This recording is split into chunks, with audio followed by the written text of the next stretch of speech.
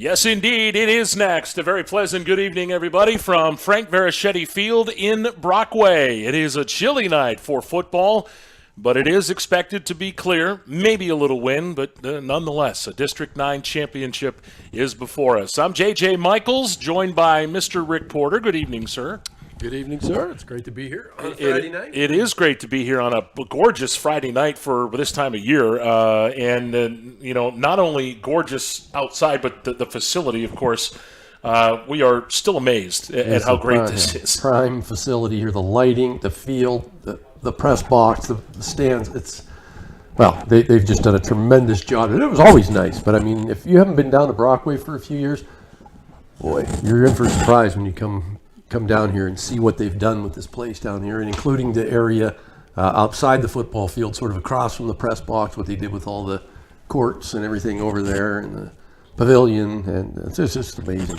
It really is. And, Pete Greco, who's the game manager, he talked about putting the lights on over in the courts and things there. And he hasn't done it, but that would look cool, I would think. When I was just on the concession stand, I saw Peter Verischetti down there, and I told him that's all I could do to keep my hands off the lights, because I have the little right. You're sitting right next to it. It's like I just want to touch the buttons and make the lights go on and off and swirl around and do all the cool stuff they do. But I told him I'd keep my hands off it. So. And I've got to be the one next to you to watch that. You have to slap me if you need. Yeah, it's a very special night for us, because not only are we live on the Hound and also online at houndcountry.com and through the Hound smartphone app, we are pleased to be working tonight with our friends from exploreClarion and also D9sports.com. We are providing the audio to their video, or they're providing the video to our audio.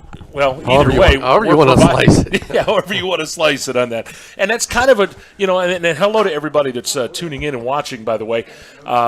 It's going to really be tough for me because I can't fake anything. No, we said it's radio. If you miss something, then you're like, oh, well, nobody can see it. But now everybody will be able to see our mistakes. Yeah. So we're just going to have to not make any tonight. That's all. Yeah, but big thanks to Jake Bauer and everybody at EYT, Explore Your Town. They are a wonderful group of people, and we're happy and thrilled to be able to be doing this with them tonight. Coming up on the pregame show, of course, we're going to dive into this one. These two teams met earlier this year. We also have a couple of interviews. We're going to talk to Coach Mark Heindel of the Ridgway Elkers and also Coach Joe Sherwin of the Karns City Gremlins, and we will do that when we come back from break. The D9 2A title game is coming up. Kickoff set for about 25 minutes from now. You're listening to high school football and D9 championship game on 97.5 The Hound and also through D9sports.com and Explore Clarion. We'll be back after this.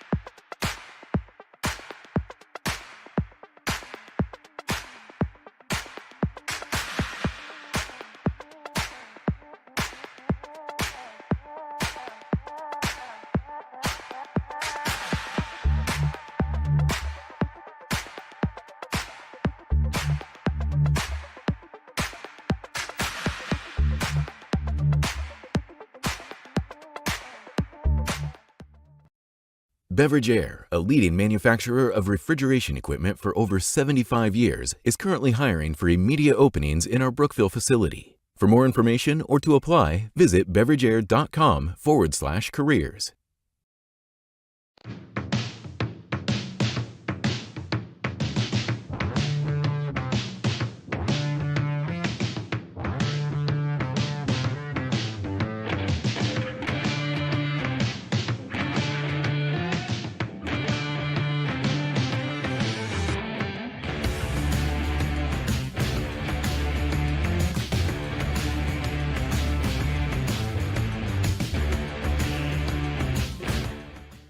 This is Corey. He made two big mistakes. His first mistake was not going to Laurel Eye Clinic to have bladeless LASIK. His second mistake was trying to pet what he thought was his cat without wearing his glasses.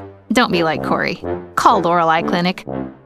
Red Bank Chevrolet, the area's #1 Chevrolet dealer and Clarion County's truck headquarters. So if you're in the market for a new or used Chevrolet car, truck, or SUV, go to Red Bank Chevrolet, 500 Broad Street in New Bethlehem, or online redbankchevrolet.com. Skilled staff at Red Bank Chevrolet is ready to meet all of your automotive needs. If we don't see you today, we'll see you at Red Bank Chevrolet. Hi, my name is Jason, and welcome to Sweet Basil. Come on in.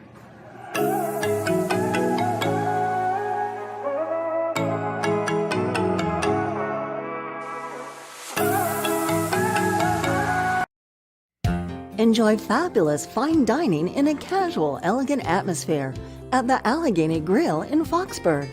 Take in the breathtaking view through the windowed walls or dine on the patio overlooking the always changing Allegheny River. West Park Rehab Physical Therapy, providing traditional physical therapy plus diagnostic.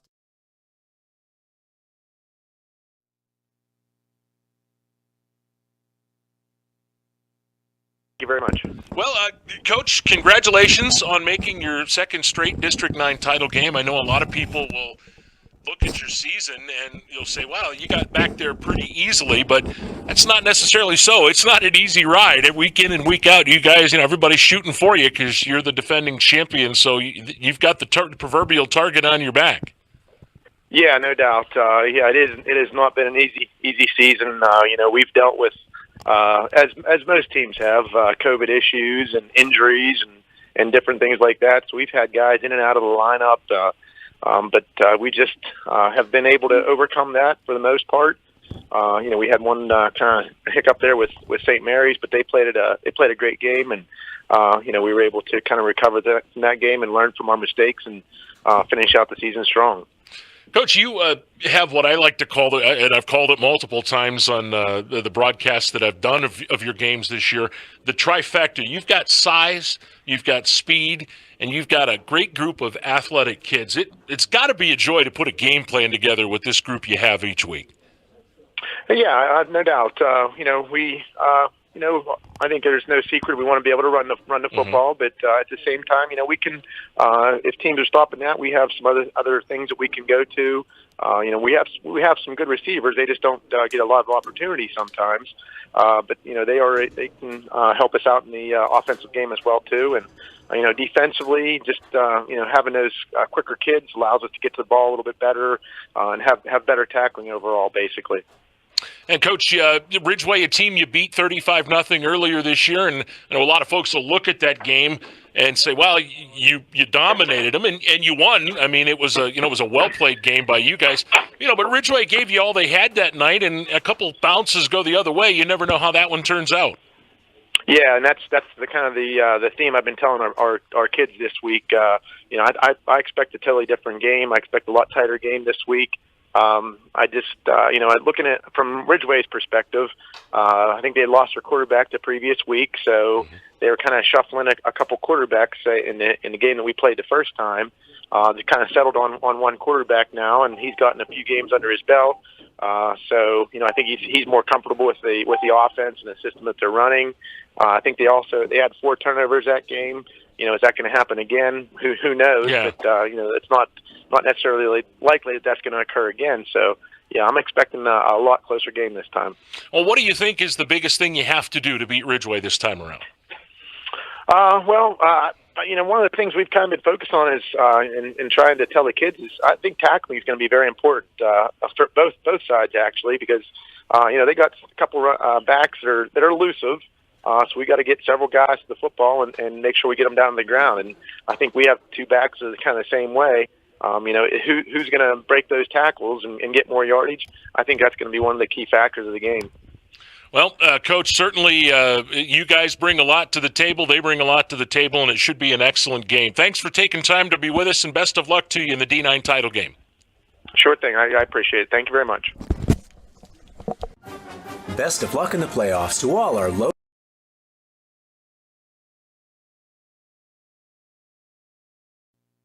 You hear from one side, And you're going to hear from the other side coming up. Mark Heindel, the head coach of the Elkers, up right after this break, coming up on 97.5 The Hound and also D9Sports.com and exploreClarion.com. Best of luck in the playoffs to all our local football teams. From your one-stop car, truck, and SUV dealer, Clarion Ford, Chrysler, Dodge, Jeep, and Ram. Visit us on Main Street in Clarion or start online at Clarion. One of the biggest risks to your future could be running out of money during a longer than expected retirement. Many people have not yet taken the time to determine if they will have enough assets to last throughout retirement. Our Retirement Income Evaluator can help you develop a roadmap and actionable recommendations. To learn more, stop by our office located at 162 South 2nd Avenue in Clarion. Give us a call at 2223-9990 or visit JannyClarion.com. Janney Montgomery Scott, LLC, member NYSE, FINRA, and SIPC.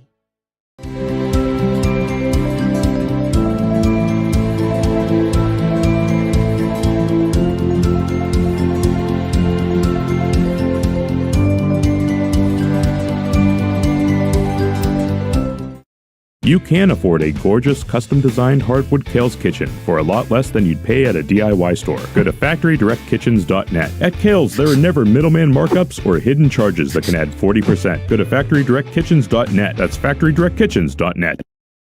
Dubrook, a proud member of the M&B Group, is the right choice for your next concrete project. Specializing in decorative concrete products, precast concrete products, gravel and stone delivery, Dubrook has what you need to complete your residential or commercial project. With locations in Clarion, DuBois, St. Mary's, Butler, and Evans City, Dubrook is ready to offer their professional help as your ready-mix supplier.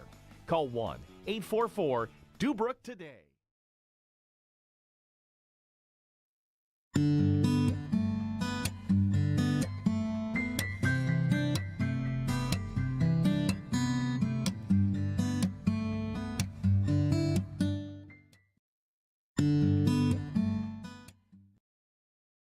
Located in Parker, Emlenton, and Clarion, UFP Parker LLC is currently hiring for several skill levels, including general labor, assembler, and forklift operators. For more information, visit ufpi.com/careers.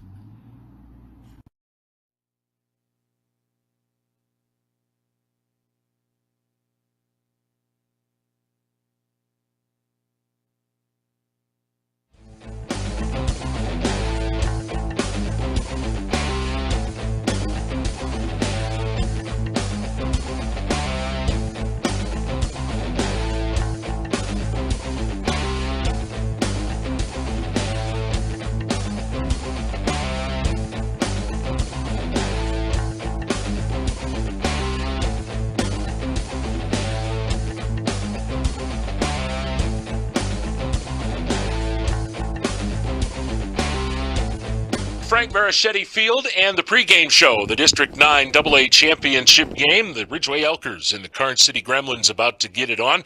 And it is a pleasure to be joined on the phone by the head coach of the Ridgway Elkers, Mr. Mark Heindel. Told you I'd talk to you again this week.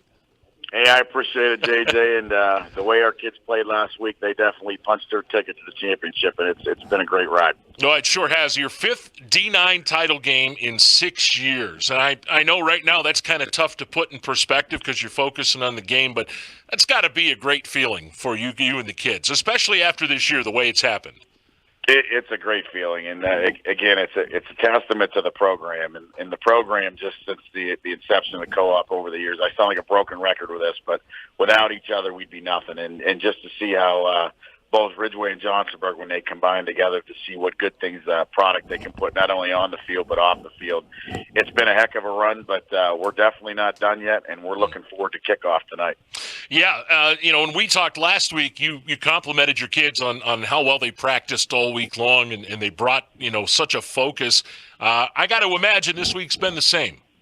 Yeah, it's nothing's changed, and last Friday against Brookville, there everything just fell into place there. From the opening kickoff, there was a dogfight, and Jack Benninger's big field goal to give us a little momentum coming into the halftime, and to see the way that the kids responded there, just coming out of the gate there in the second half, and they've definitely carried that into practice coming into Monday there, and we're looking forward to the night.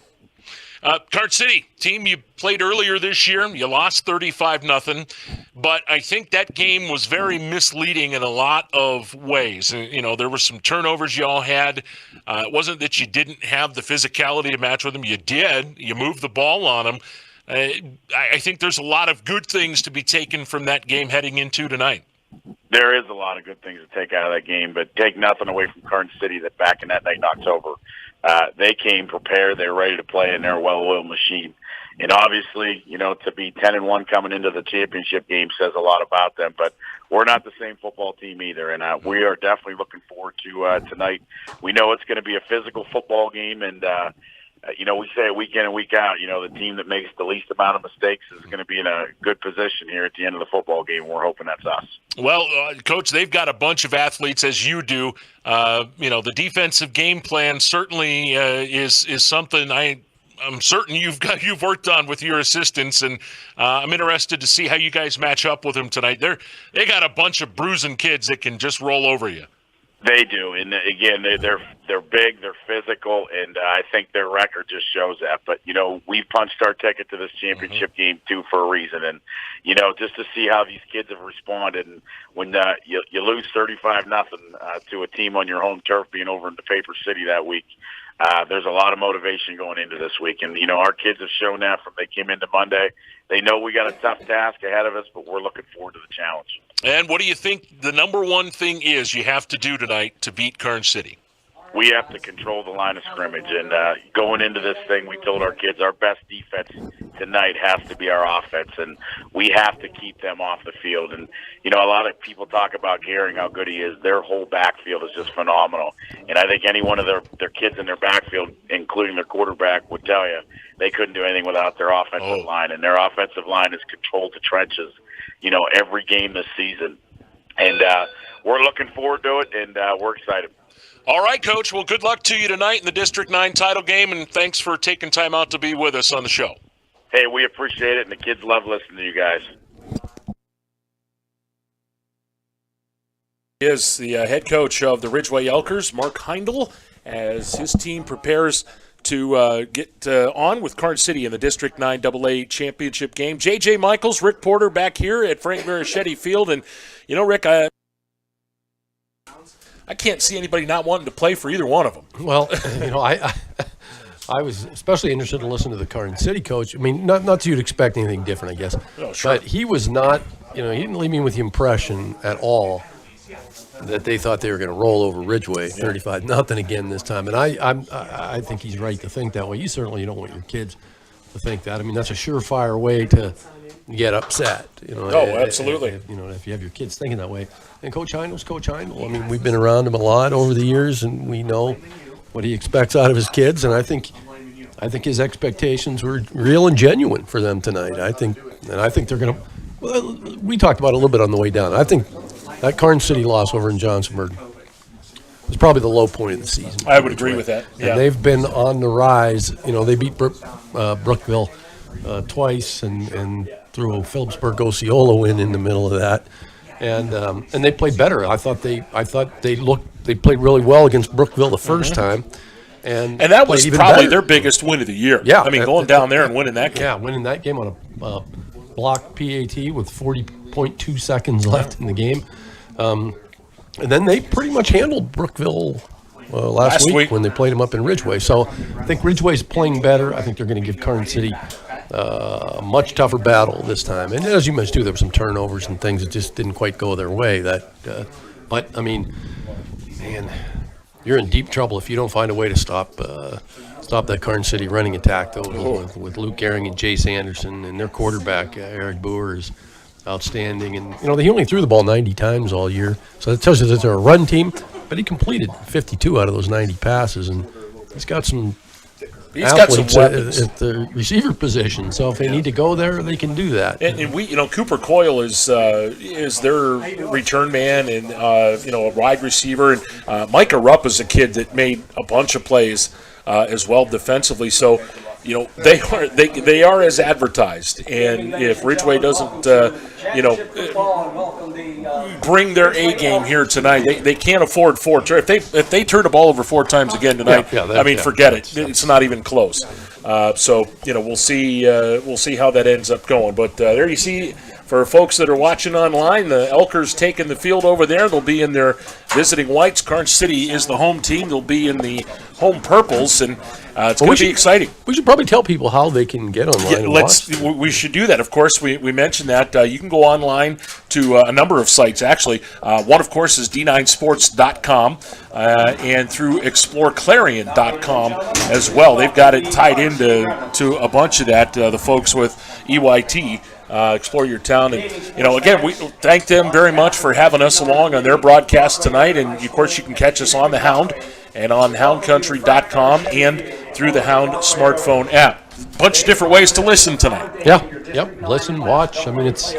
I mean, we got to be on our best behavior. I'm guessing it's probably a lot warmer in your living room than it is out here in the stands tonight. Yes, indeed. It's chilly out there. But it is quite chilly, and we are in a heated press box, thankfully. And the guy I feel bad for is Prince, who's running the video for EYT and Explore Clarion.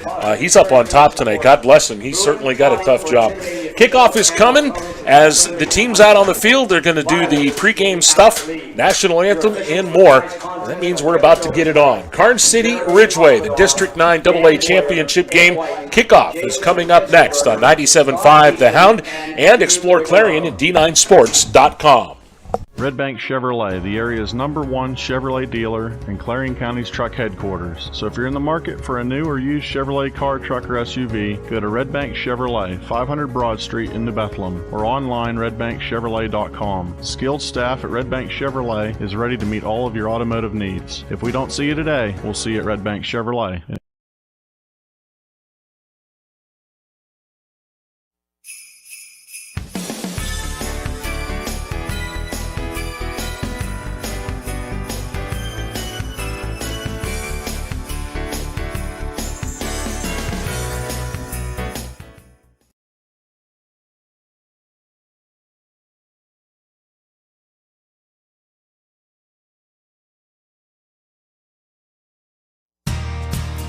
Oaks Building Supplies, dedicated to providing quality building products to the community. You will always find what you need for your home improvement project and get great advice on how to do the job at Oaks Building Supply. Customer satisfaction is a top priority. Oaks Building Supply, for all your building and lumber supply needs. Located on Route 66 in Lucinda.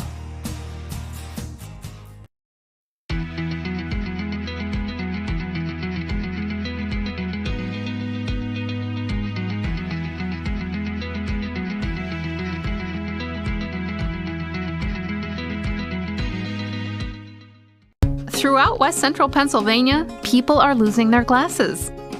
Well, they haven't really lost them. They just don't need them anymore. Thanks to the amazing LASIK surgeons at Laurel Eye Clinic. Call Laurel Eye Clinic and schedule your free consultation.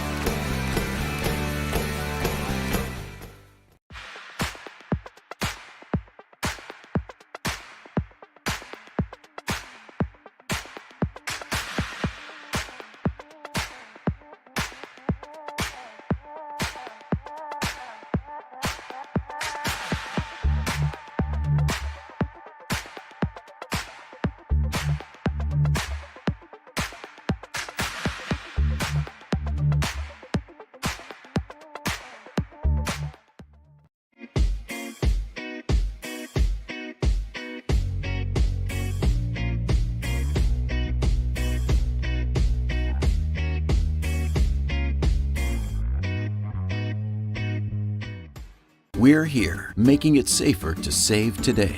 As we all adjust to the new normal, shopping for furniture is a little different. That's why our team wears masks and goes the extra mile while delivering in your home. It's why our website is so informative, enabling you to buy online or by phone That's why we limit shoppers and offer special hours for our at-risk neighbors, first responders, and healthcare professionals. Your waiting is over. Let us help you save safely today.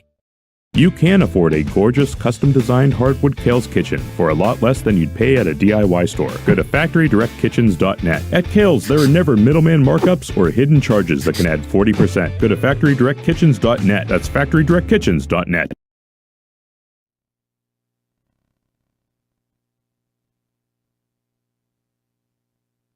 Kickoff is upon us, the District 9 AA Championship game, and you are hearing it first on WDDH St. Mary's, 97.5 The Hound, online at houndcountry.com, and of course through the Hound smartphone app. And of course we are thrilled again to be working with exploreClarion and D9Sports.com, and we are streaming through both of those websites. You can actually hear us through their video broadcast tonight on there. And Rick Porter, the Elkers win the toss. They've deferred, so they're going to kick off to start the game tonight. Yeah. Usually it's obvious that's what teams do. I'm not sure I'd want to put the ball in Karns City's hands right away, but you know what? You got to stop them. That's all there's to it. So you might as well just you got to find out. Get down to it. Yeah, you're going to have to find out soon enough, and whether it's the first series or the second series, it doesn't matter. As Jack Benninger has it keyed up for the Elkers, and he will kick it off, and we are underway. A high short kick. It comes down at the 20-yard line. On the return is Rupp up over the 30, 35, and out over the 40-yard line before he's brought down. Nice-looking return there by Micah Rupp. Yep, good return by Rupp that time. Good blocking up front on the Karns City special team, so they get themselves in pretty solid field position at the 44 to start the ball game. Well, of course, we talked about it a number of times through the pregame. Luke Gehring, the big guy, I mean, he is close to 1,000 yards rushing this year for Karns City, and you throw in Jace Anderson and... Yeah, Jace Anderson actually is their leading rusher. I know. It's pretty tough. Double wing on first down, and they're going to ride the big man. Gehring right up the middle. Big hole over midfield, inside the 45, and inside the Ridgway 40 for the first down.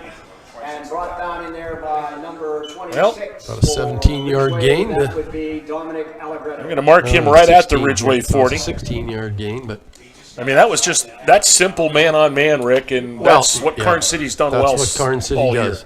We're going to block, and we're going to run behind the blocks, and they're good at it. Rupp will split to the right as Nate Gehring, to the left rather, Gehring to the right to give up the middle, and nothing doing there. That was Jace Anderson on the carry. Got back to the line of scrimmage, and that's about it. He might have gained a foot, if that. Talking to Coach Heindel, the game plan is to hopefully clog up that middle. And on the first two plays we've seen, and you can see it here, they're putting a whole lot of people into box to try to stop this. And you can see how much they have it packed in there. They give it to Coyle on the end around, and he gets hit hard and dropped for a loss. Hunter Wall. Yep. And Hunter Wall has had just such a great season. He's been an outstanding game after game after game, and he's going to have to do it again tonight, and he looked great on that play. They gained maybe another foot. That's about it. It's going to bring up third down and long. 10:37 to go first quarter. No score, just underway.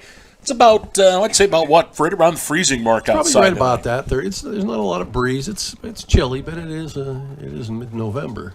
Splits to either side, shotgun, and they're going to do a cross handoff. Anderson, and right there to meet him, 3 white jerseys, a short gain on the play. Oh, big run by Luke Gehring on that first play, and then after that, the Elkers did a great job stopping the run there. Now, Karns City at the Ridgway 38, so I imagine they're going to go for it here. I don't see a punter out there anywhere, but Coyle is going to bring the play in. Nate Gehring checks out. By the way, how sharp are those Karns City unis? Oh, I love their unis, yeah. Fourth down, they're going to go for it. Rupp will go split to the left, and they go with a double wing.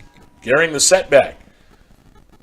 Play fake, back to throws Boer. Sets up, throws deep downfield. Got a man there. It's Rupp, and it is intercepted in the end zone. Will Howard with the pick.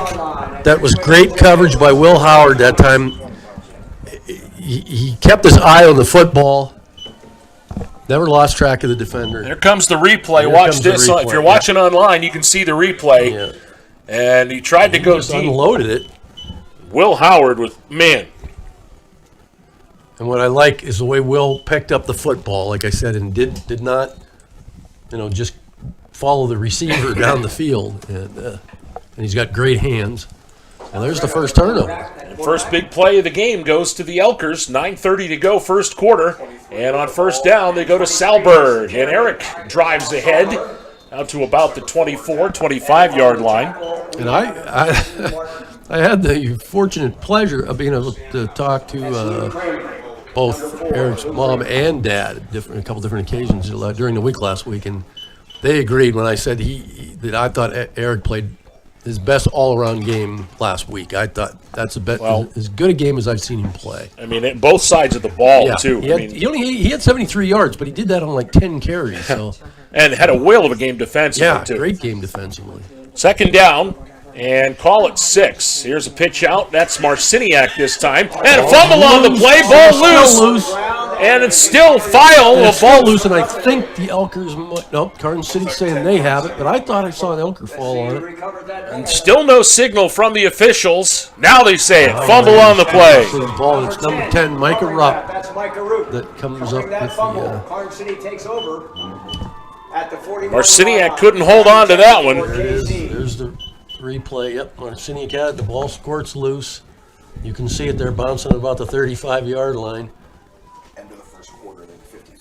Looking at the number there, that's Kenny McKenna, I think, trying to fall on it, but it squirts away from him. They got your 50-50 tickets at the end of the first quarter. It's still loose. There's Rupp on it, right there, number 10. So another big turnover. 2 drives, 2 possessions, 2 turnovers. As here's a handoff on the right side to Anderson, and Jace will dive inside the 35, down to about the 34-yard line.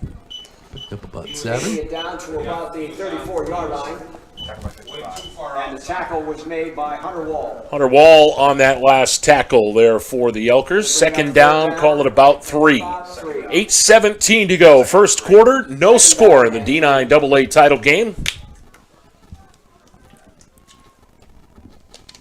Yeah, it looks like a double tight. Carrying the lone setback.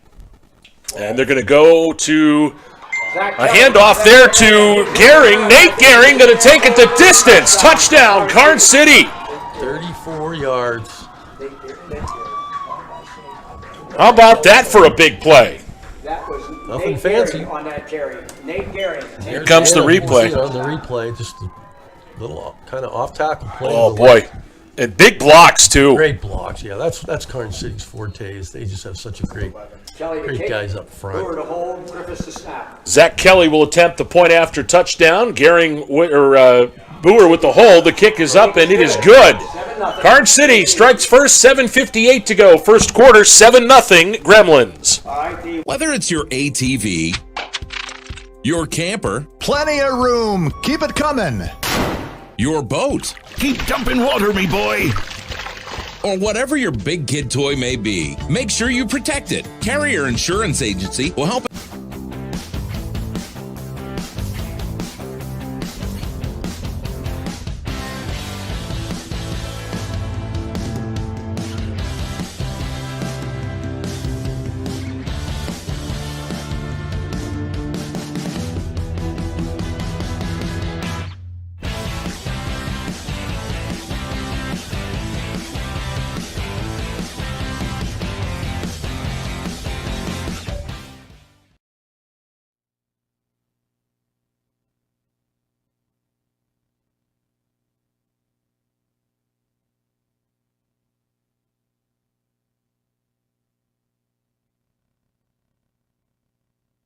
A quick drive, 2 plays, 41 yards and 42 seconds. Kickoff comes down to the 18-yard line. Here's Dominic Allegretto on the return. He's got some room. 40, 45, midfield, and finally dragged down into Karns City territory. Boy, I'll tell you what, Dominic, he slowed down like he was going to cut back toward the middle of the field. I think if he would have just kept sprinting down the sideline, he might have gotten away. First and 10. But we'll never know now. But still a great return no matter how you slice it. Sets Ridgway up in nice field position to Karns City 43. And they needed something good to happen there. Boy, after that, yeah. Opening, if you're just tuning in or logging on, turnovers, an interception by the Elkers on the first drive, and then an interception by the Elkers, and then a Ridgway fumble led to a touchdown run just a few minutes ago. Allegretto on the carry, and Dominic gets right back to the line, and that's about it. Yeah, that's about it. And that play just hasn't been all that effective for Ridgway for the most part. We talked about that a little on the way down, too, here, you and I. You got that big 35-yard run on that keeper up the middle against Brookville down there for a 65-yard touchdown. Other than that, though, teams have sniffed that play out pretty well. Second down, call it 10 at the Karns City 43-yard line. Ridgway going to put 4 into this formation, 4 wide. Allegretto back to throw, has some time. Dancing around, now the pocket collapses, gets away from one. He's going to dump it off here to Salberg. Salberg makes a move at the 40, and then is pushed out of bounds into about the 37-yard line. Yeah, they're going to give him the 30. Ball is placed down. 30, he stepped out at about the 39. Gain of 4, and it'll bring up 3rd and 6. Yeah, that looked like something bad was about to happen there, didn't it, for Ridgway? Yeah, and boy, Dominic, looking at that replay there on D9Sports.com, he did a whale of a job there to get that ball out. I'm not used to having replays here. This is pretty cool. I'm liking this, man. Yeah. Allegretto from the shotgun with 5 wide. Now it's Marciniak in motion. And a low snap. He picks it up. He's going to roll to the right. Fires it. Got a man. It's caught. That's Salberg. Inside the 20 and out of bounds with a first down. He is tackling there by Cooper Coyle, but nice gain in there for the Elkers. And boy, that's a play that they have. That's a play that Dom has really come on to make here since he's been at the quarterback position, Rick. Well, there aren't many guys around that could have made that play. That was a low snap. It was on the ground. He picked it up. It looked like another disaster about to happen, and but he got his bearings, got the ball downfield to Salberg, picked up the first down. Under 6:40 to go first quarter, 7-0 Karns City, and the Elkers on the move inside the Gremlin 20. Allegretto going to call his own number, and a couple of yards down to about the 18. Smacked down there by Josh Griffiths for the Gremlins. We'll officially mark him at the 18-yard line, gain of 2. Elkers doing a solid job moving the football right Well, now. and they did in the game before, too, when they played in Johnsonburg. The turnovers is what killed them. I mean, they would get to about this position on the field, and then something would happen, and they would end up coughing up the football. And by the way, this is weird tonight. I don't know if this was purposeful or not, but Cam Marciniak's wearing number 30. Number 30 instead of his usual 24. And here's Salberg, and Salberg is stacked up. Oh, about 4 purple jerseys there to meet him right away. No gain on the play. Well, we heard in the pregame show that Karns City wanted to bring a lot of guys to the football to try to avoid Elkers squirting away like they're capable of doing, and they certainly did at that time. It looked like they had about 40 guys out there on the tackle. Yeah, well, Josh Griffiths, him and Dakota Hilliard are clogging up the middle of that line defensively for Karns City. Man in motion, that's Marciniak. As Allegretto rolls to the left, looking, fires, tipped at the line, intercepted at the 14-yard line, that's Gehring. Boy, oh boy, that was about as big a play defensively, and not so much the interception, but the tip, and I didn't see who tipped it. I didn't see the Here comes the replay. You'll see it on the replay, and there it is. I couldn't get a number though. Is that? Yeah, it looks like the defensive end there. Well, that was number 50, Austin Brown. That was Austin Brown. And he knew it too. Luke Gehring picked it up, and Dominic had to go get in front of Luke Gehring, which can't be much fun. 25. There's a handoff. That is to Coyle. Picks up some positive yardage. And Coyle gets a couple of yards, 3-4. On the stop, we have Hunter Wall and number 28. 26, Allegretto. Yeah, Hunter Wall and Allegretto in on the tackle that time. Picked up about 5 or 4. Up to about the 27-yard line. 2nd and 5 with 4:40 to go. First quarter, 7-0. Karns City on the strength of a Nate Gehring touchdown run. Man in motion, and Boer's going to keep it himself here. Dances around the end. He'll get up to the 30. He's going to end up being about 2 yards short. Kenny McKenna there defensively. And Cam Marciniak also there on the tackle for the Elkers. Brings up third down. And about a long two. Long two. They say 3 on the scoreboard. But Karns City's going to put Gehring out to the left. And a double wing. And here's a give on the off tackle to Anderson. He's going to have the first down up over the 35, out to about the 38-yard line. Boy, there's just so much misdirection in that Karns City backfield. They run it so well. They're so disciplined. Well, I mean, there are a lot of teams around who would be blessed to have a guy like Luke Gehring on their team, or a guy like Jace Anderson on their team, or a guy, there's just so many weapons. You can't key on one player. You just can't do it. Absolutely. And they're going to go this time to Nate Gehring, and he's looking for room, dodges through a couple tackles, and is out to the 45-yard line. That was the same play that got him the touchdown earlier in the game. Hey, why not try it again? If it ain't broke, don't fix it. You got about 6 or 7 that time.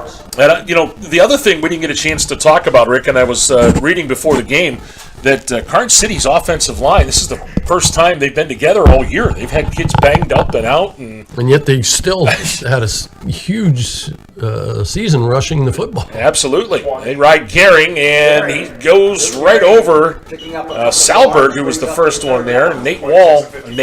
Hunter Wall finishes him off. Get about a yard on the play, and that's it. Yeah, and Gehring is really patient, too. He's not a guy that just, gets the ball and puts it and just rips and tears. He's really patient, and that time he hesitated at the line of scrimmage, looking for a hole. The Elkers just filled it up and made the stop. Brings up third and about 2 with 2.5 minutes to go first quarter. Karns City up 7-0, and they go to Gehring. Gehring dives ahead. He's got the first down out to about the 49-yard line. 2 yards, got about 3, and they'll move the sticks. And he didn't have to do much more than just fall forward on that play. No. With his size and strength,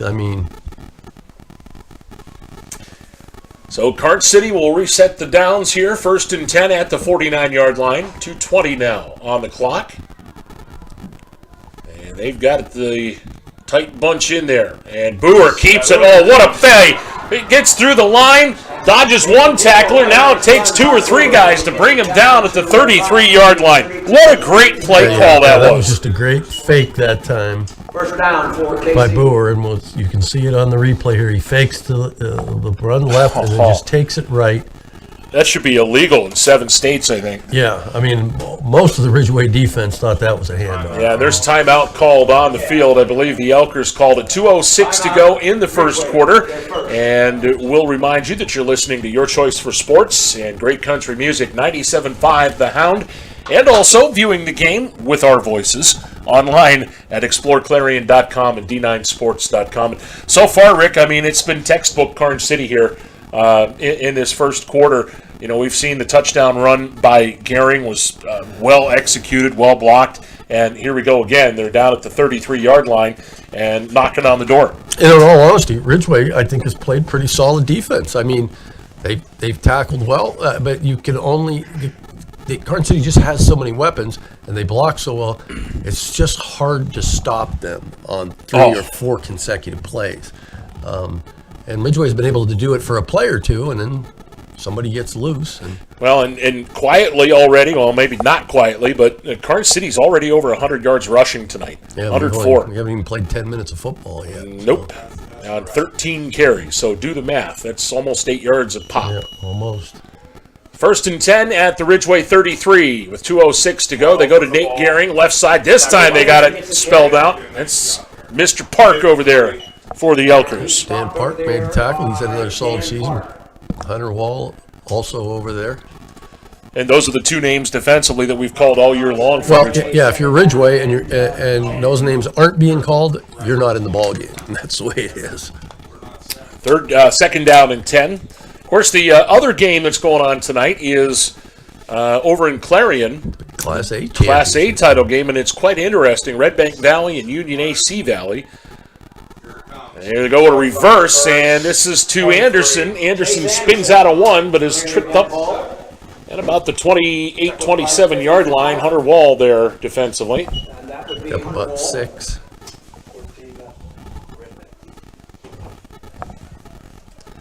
And of course, if you are on Explore Clarion or D9 Sports, that game is also available there too.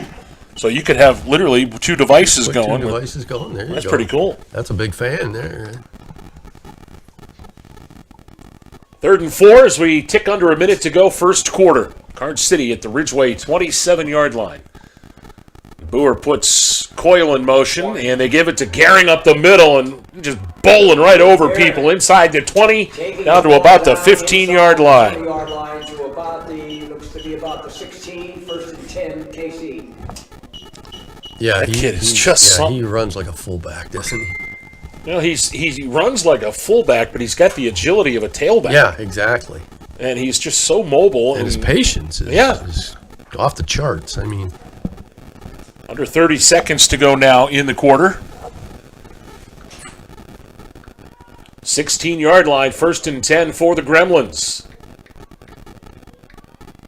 And they're going to go to Gehring. Left end, looking to get the corner there, and he doesn't. Nice job by Cam Marciniak to run him down. So Dan Park is over there in the neighborhood. And they'll mark him at the 14-yard line. And that is going to take us to the end of the first quarter. We've played 1 in Brockway in the D9AA title game. It's Karns City 7, Ridgway nothing. We'll be back. Second quarter action coming up.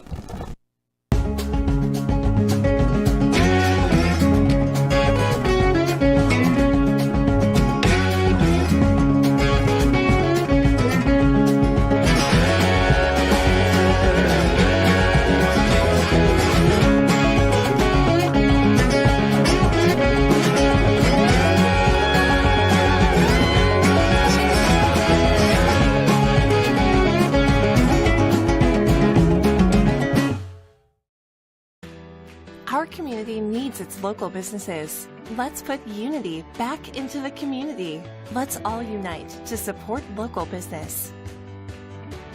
Butler Health System, proudly standing with our local businesses.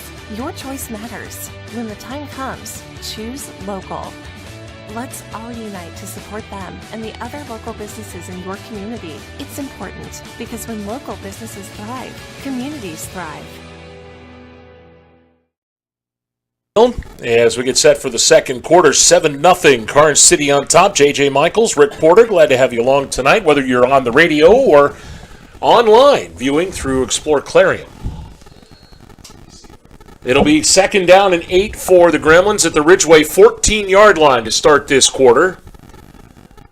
Gremlins, this will be the 12th play of this drive coming up. Play fake, Boer, going to run the option. Anderson pitched out. Nice move. Inside, going to have yardage, I think, for the first down around the 5-yard line. Yep. We'll see where they mark it. Yeah, on the stop. he only had to get to the 6. And he got to, they give him the 6, and it is a first down. And that was about as pretty as you can run the option there. I mean, they just, the fake dive up front. That's tough to defend, boy. And, whew, man, oh, man. So 1st and goal for the Gremlins at the 6-yard line. Boer puts a man in motion. They go to Gehring up the middle, and he bowls his way down inside to the 1-yard line. Down close to the goal line.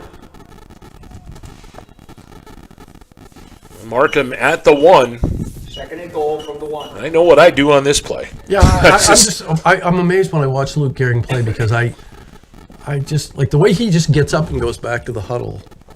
Just like, no, I don't care how many guys hit me. I don't care. I do this all the time. This is what I do. I'm a football player. Bounces right off of people. Give me the ball again, coach. Yeah, Boer now. They go to him again. Right side and in. Touchdown, Karns City. Nothing fancy about that play, but they don't need to do anything fancy. No. Hey, if it works for you, then there it is. On the replay, Boer just turns to his right, Simple handoff to Kelly Gehring. will attempt the extra point A-gap.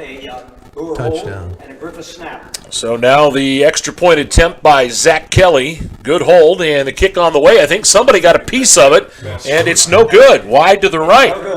So it remains 13-0 Karns City, 10:59 to go in the first half, and we'll be back after this.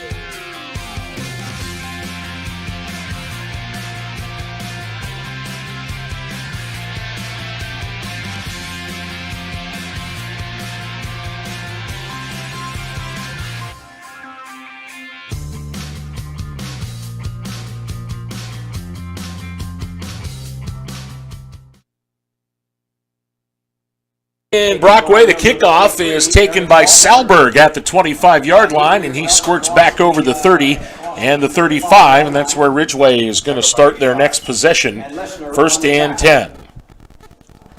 1st and 10 for the Elkers from their own 35-yard line. Yeah, I mean, we've only played a minute and 8 seconds of the second quarter, but you can. The game's starting to get that feel that if you're Ridgway, and this is how it better do something. Right, and this is how it was in the previous game. The turnovers set up Karns City for their first touchdown. Here's Marciniak left side, and Cam minimal yardage there before he stacked up. A yard or two. And the tackle is. And he'll be up to the 38-yard line.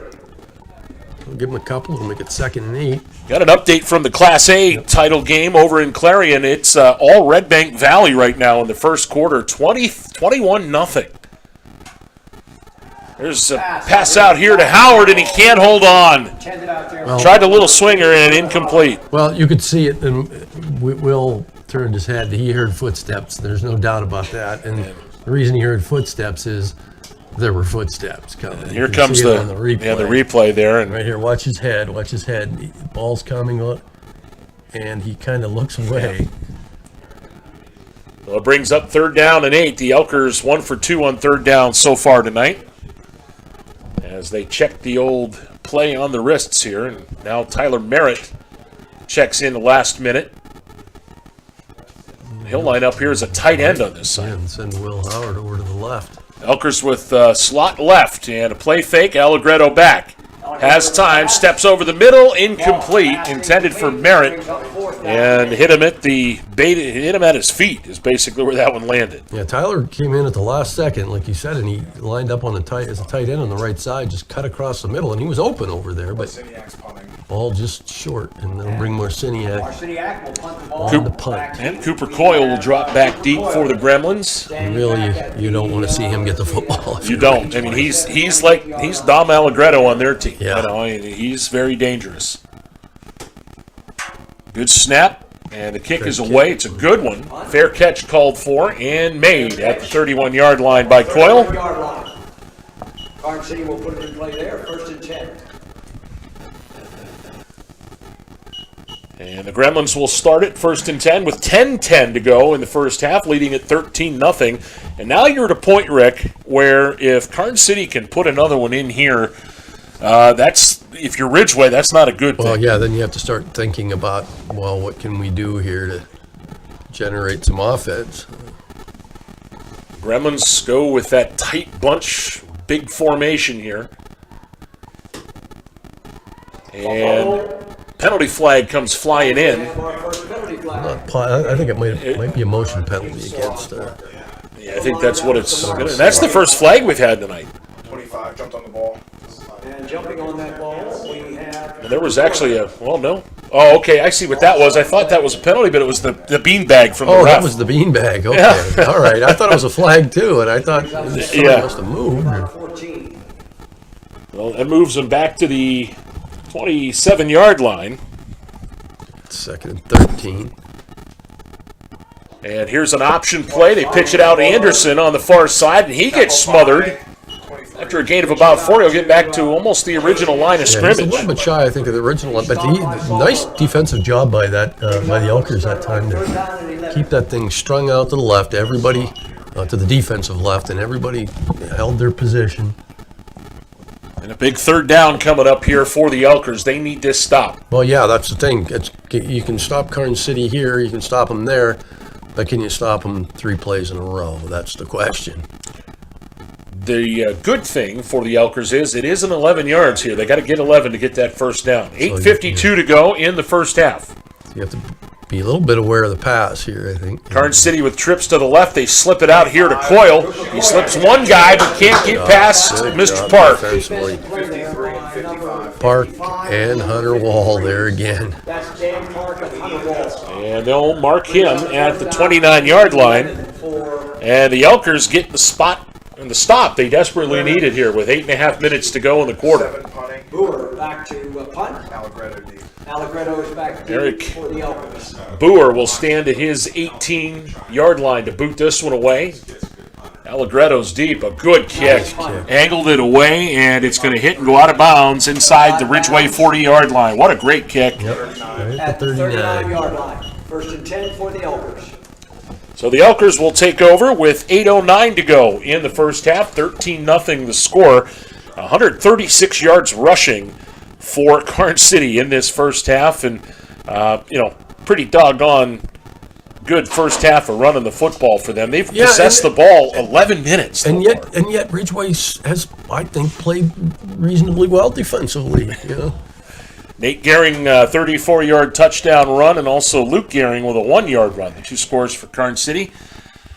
Here's Allegretto from the shotgun. He's got it himself, straight up the middle, and some room to run. He's going to be close to the first down at about the 48-yard line, about a yard short. Yard short. That's a nice play that time.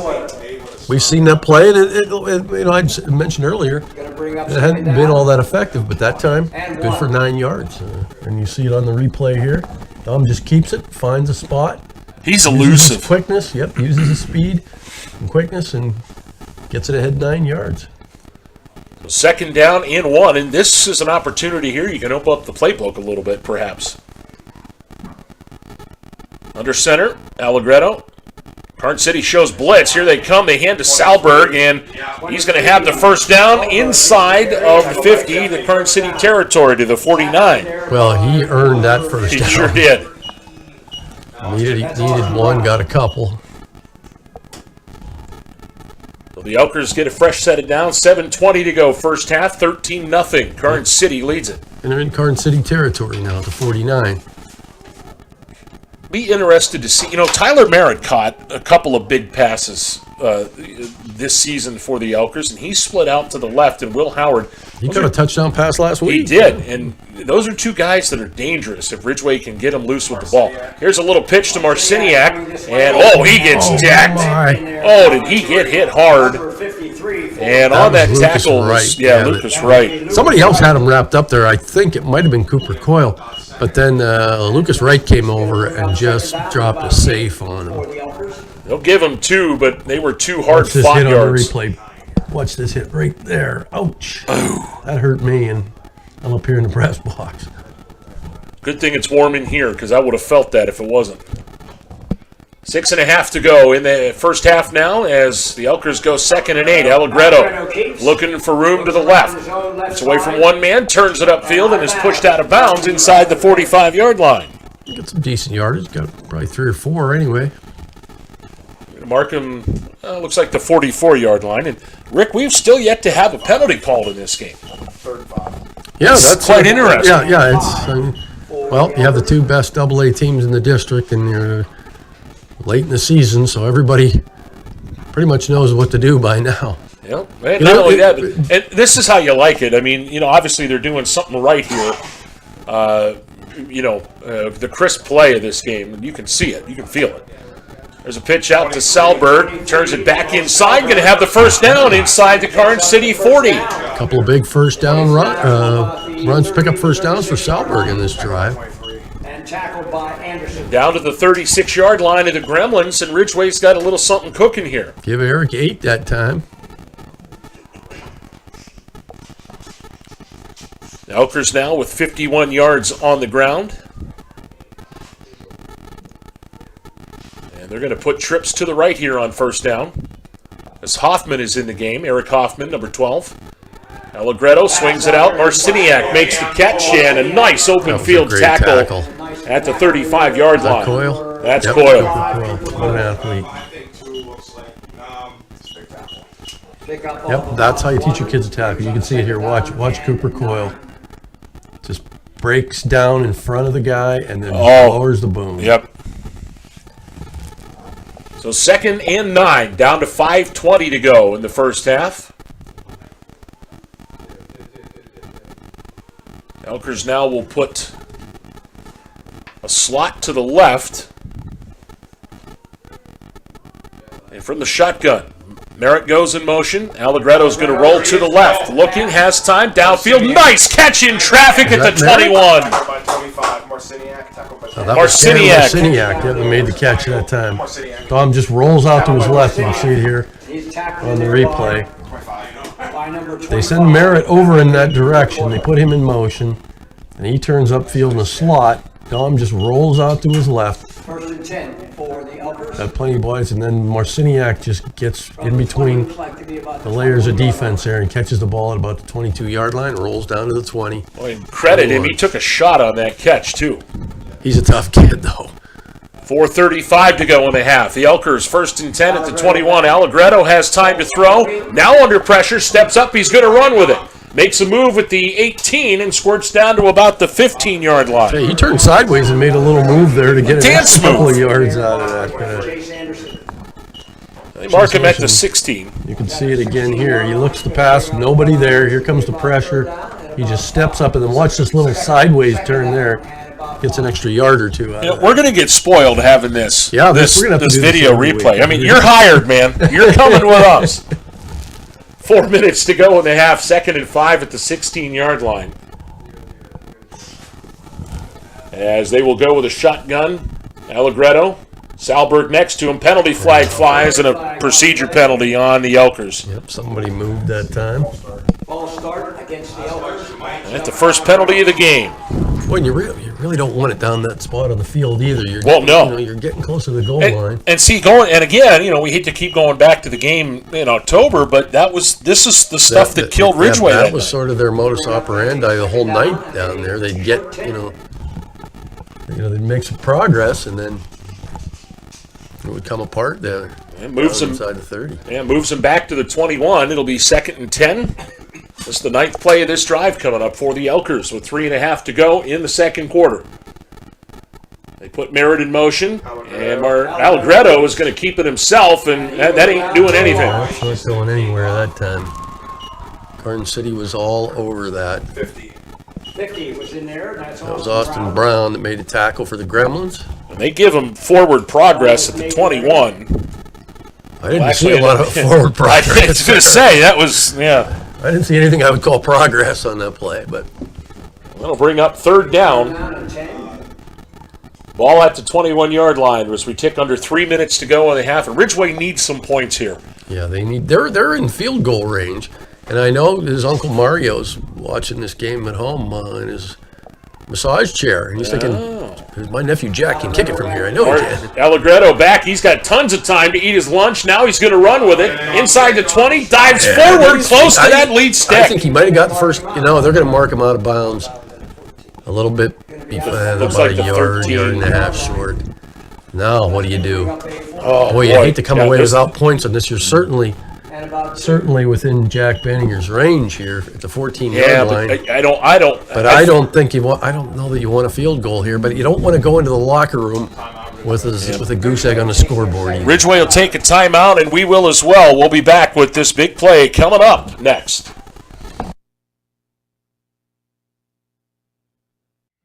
Enjoy fabulous fine dining in a casual, elegant atmosphere at the Allegheny Grill in Foxburg. Take in the breathtaking view through the windowed walls or dine on the patio overlooking the always changing Allegheny River.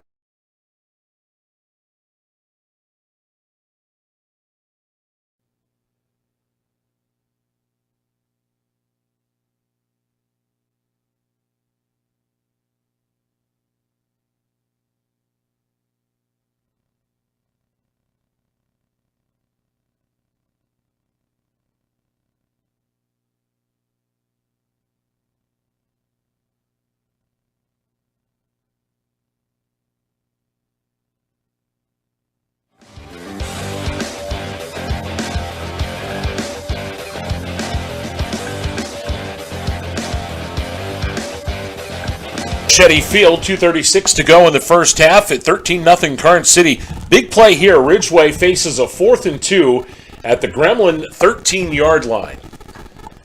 And they're going to go for it. Yeah, that doesn't surprise me. I think you have to. They're going to put 4 wide in the formation. And 2 yards. Salberg in motion. And now we've got a penalty flag and procedure on the Elkers. Oh, man, does that hurt. Oh, that's brutal. 4th and 7 now rather than 4th and 2. That's just killer. Yowzer. Again, that's, And now it looks like they're going to bring on Benninger. Yep, they're going to bring him on for what'll turn out to be a 34 officially. Yeah. Benninger to attempt this field goal. Jack has really been a great addition to the team since he came on in week 2. Good snap, the hold down, the kick on the way, and it's blocked, I think, at the line. Somebody got a piece. There was a great rush that time by Karns City, and it looked maybe like somebody got it. Maybe we can get a chance to see it on the replay. And here it is. You can see the penetration coming from that left side of the defensive line and the middle and it looked like somebody got a hand on it there. Whoever was rushing right up the middle got a hand on it, couldn't get a number on it. But so 2:32 to go in the first half, and the Gremlins will have it 1st and 10 at their own 20-yard line. And sometimes there are certain things in a football game that just damage your psyche, and I think that could have been one there for Ridgway. Back to throws, Boer down the sideline, and it's picked off! What a play! 35-yard line. Cameron Marciniak. Good job by Cameron. Yeah, it was great coverage. And we'll see that on the replay. Boer just rolls out to his toward his left, looks left. Cam sees it's going to be a pass, and watch his head. Eyes on the football.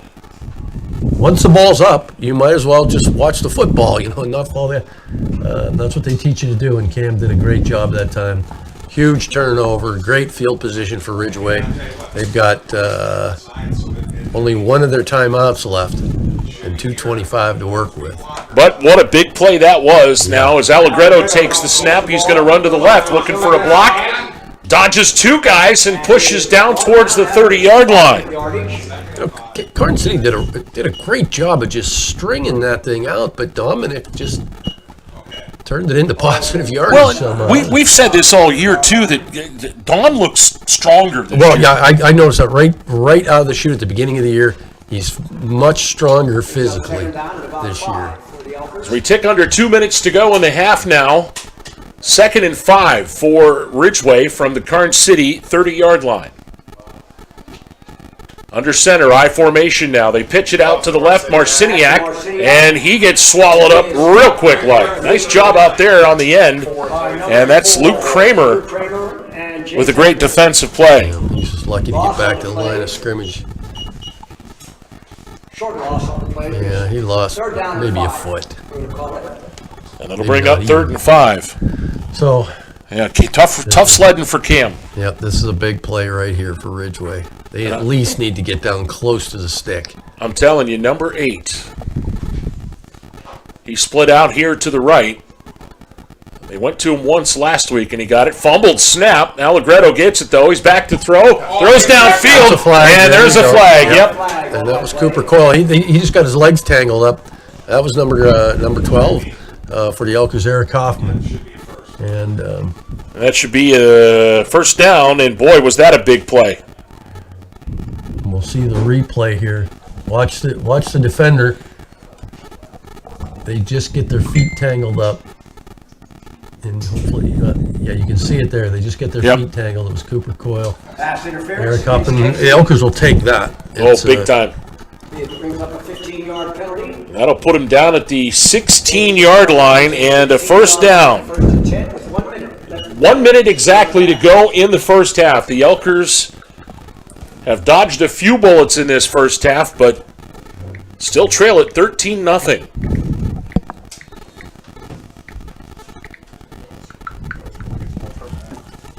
The Elkers now will put trips out here to the right. with Tyler Merritt over here on the left. Now Marciniak goes in motion. Allegretto's back to throw. Has time. Steps, fires. Got a man caught. Touchdown, Ridgway! 16 yards. Touchdown, Marciniak. And he was looking for Cam all the way that time. Nice play. What a big play that was. That was a huge score, and here it is on the replay. You can see Dom looking left. Cam just breaks out, and the defender doesn't go with him. He catches it at the 1. Wow. Just falls into the pylon for the Elker touchdown. And Jack Benninger back in to try this PAT. Yep, Benninger now out of the hold of Tyler Merritt. And it's a good snap, hold up, and the kick is good. 53 seconds to go in the first half. It's now Karns City 13, Ridgway 7, and we'll be back after this. Hi, my name is Jason, and welcome to Sweet Basil. Come on in.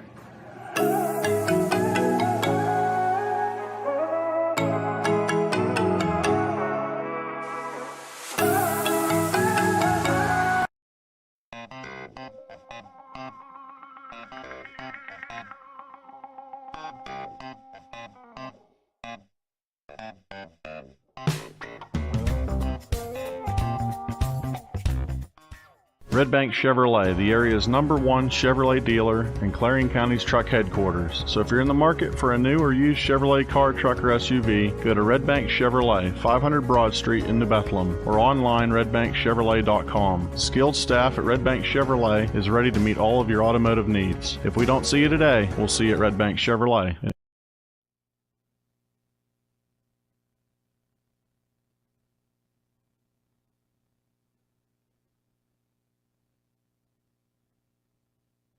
Shetty Field as the Elkers cut into that lead. It's 13-7 now. Yeah, it's a whole new ball game now. It is. Kickoff going to come down at the 22-yard line to Rupp, and on the return over the 25, the 30 has some room out close to the 30, almost the 40-yard line. Dropped in there finally by Tyler Merritt.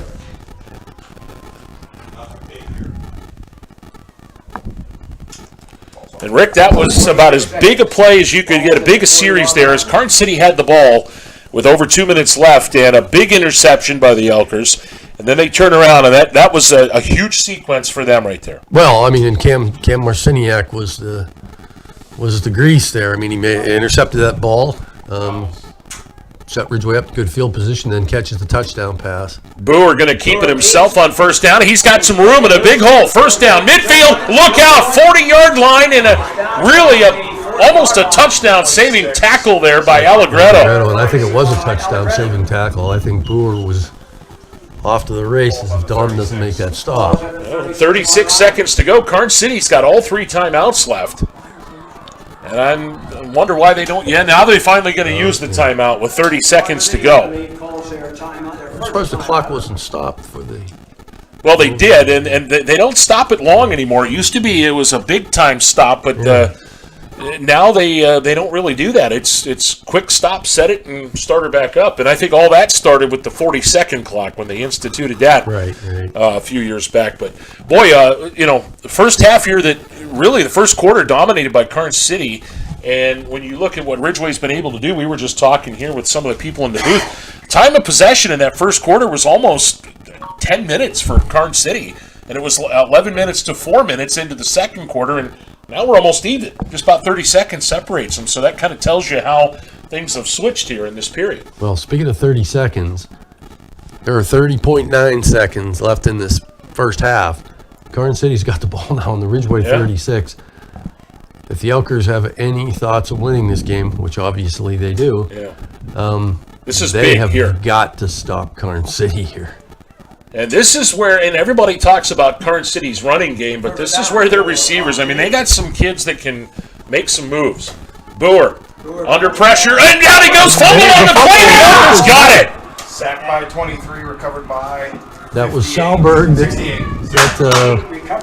got loose from his block, made the sack, forced the fumble. We'll see the replay here. Wow! And there's the hit, and the ball's loose. And that's Kenny McKenna, I think, that falls on it. No, that's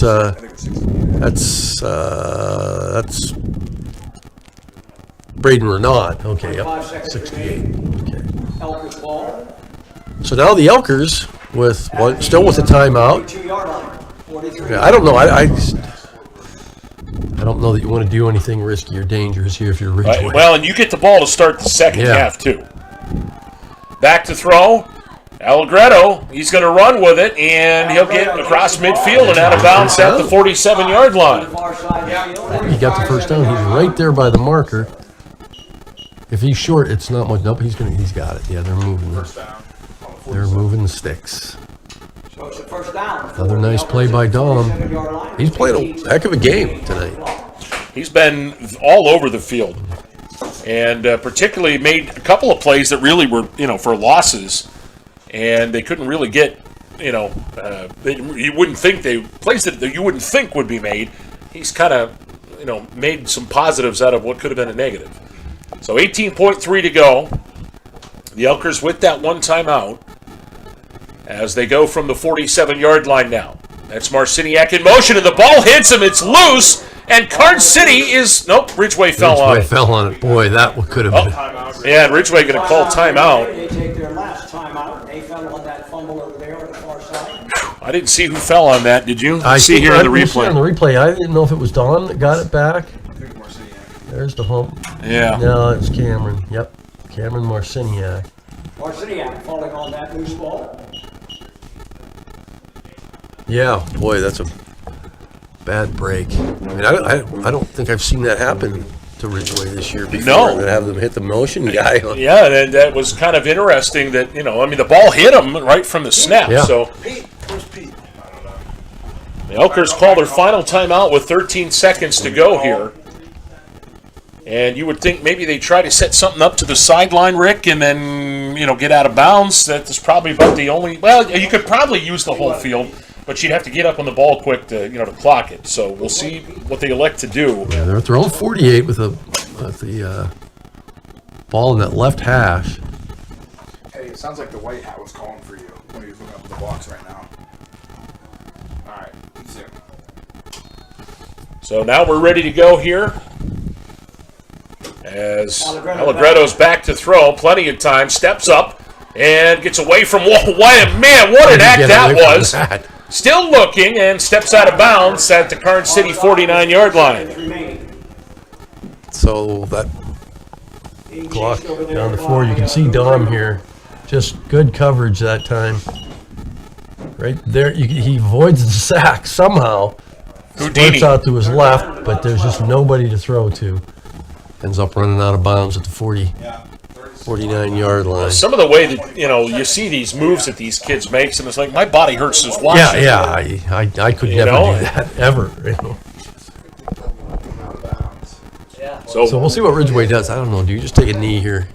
Well, you've got time. Why not send it deep? Well, but you make sure you throw it and you get it off. And it is the district championship game. I mean, you need to be trying to win the thing, I guess. They have trips to the right here. Let's see. And it's back to throw Allegretto. They set up the screen. They got it to Salberg. He's got some room. First down, and he'll finally get stopped at about the 31. And penalty flag came flying in there, so that might not be the end of the half. If it's a defensive penalty. The referee's walking in. He's at about the 40-yard line. They get to the 31. And, that's going to be on Ridgway. So that will end the half. And that is the end of the good first half. Wow. JJ. Unbelievable. And well done by both teams. You think Ridgway was down, they battled back. And it's brought us to a 13-7 game here at the half at Frank Verichetti Field in the District 9 AA Championship game. Halftime report is next, brought to you by Bell's Meat and Poultry on Fraley Street in Kane. Lots of good stuff to tell you about them, and we're going to go enjoy some of the good stuff that they brought us. So we'll take a break and come back with more here. Halftime on 97.5 The Hound and D9Sports.com and exploreClarion.com. We're back after this. 15 minutes.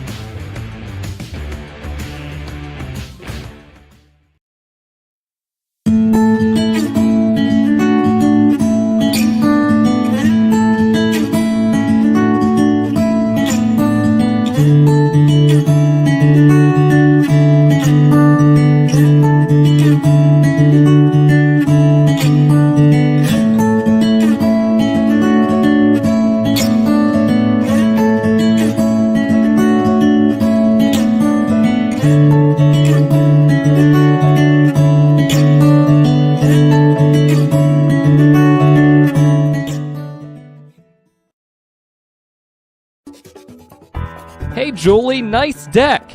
Did you get that at Tio Nesta Builder Supply? It's Tio Nesta Builder Supply. And yes, Dave, I did. Wonder if they sell siding and roofing at Tio Nesta Builder Supply. It's Tio Nesta. And yes, Tio Nesta Builder Supply has that too. Come on, Dave. You've never been there? They have 2 showrooms for anything home improvement. Mom got a custom kitchen there. Bill down the street got the materials for his garage. They have this awesome website, www.tionestabuilders.us. You can buy online. They really have everything for the home. Wow, I'm heading over to Tio Nesta. I know. Tio Nesta Builders. Tio Nesta Builders Supply Home Improvement Center. Family owned and operated since 1958 with locations in Tio Nesta and Shippenville. That sounds good. I'll check them out online at tionestabuilders.us.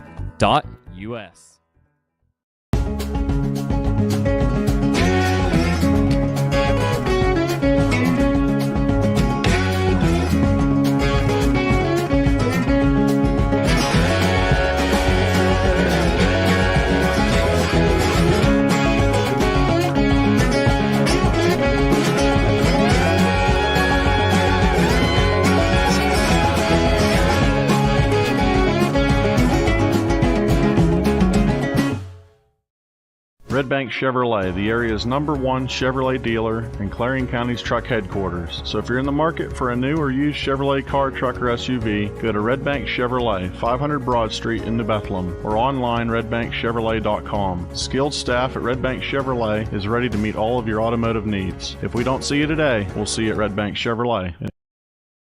Located in Parker, Emlenton, and Clarion, UFP Parker LLC is currently hiring for several skill levels, including general labor, assembler, and forklift operators. For more information, visit ufpi.com/careers.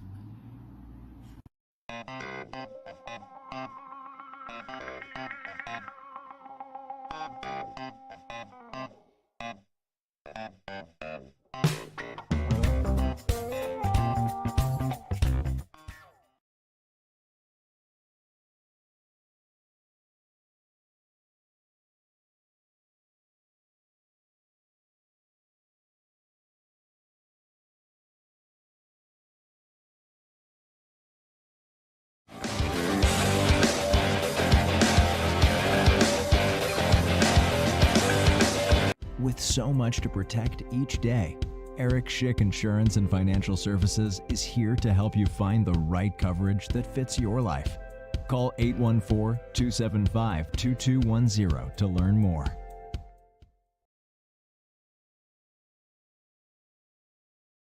West Park Rehab Physical Therapy, providing traditional physical therapy plus diagnostic testing to include EMG nerve conduction study and musculoskeletal ultrasounds.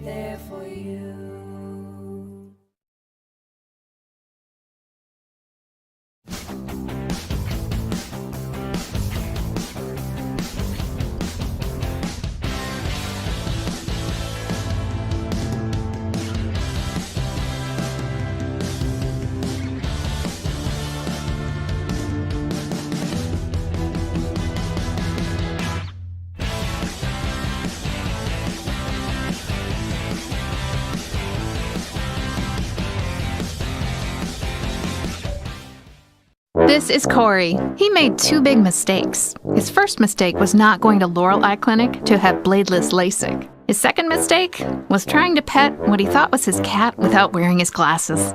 Don't be like Corey. Call Laurel Eye Clinic.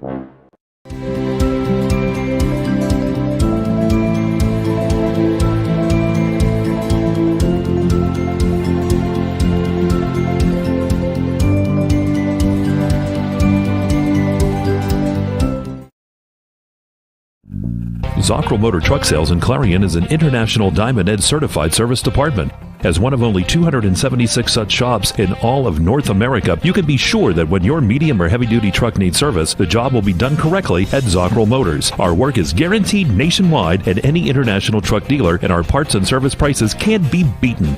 Our technicians are factory trained and factory certified. Don't trust a shop that just thinks that they can make repairs. Come to Zockrell Motors Diamond Edge Certified Service Department. If it's maintenance you need, click ZockrellMotors.com or call us for a quote on those jobs too. Our prices are great. Best of all, you know the repair is done right and it's guaranteed. Get your truck service work done at Zockrell Motor Truck Sales, 2 miles north of exit 64 Interstate 80 in Clarion.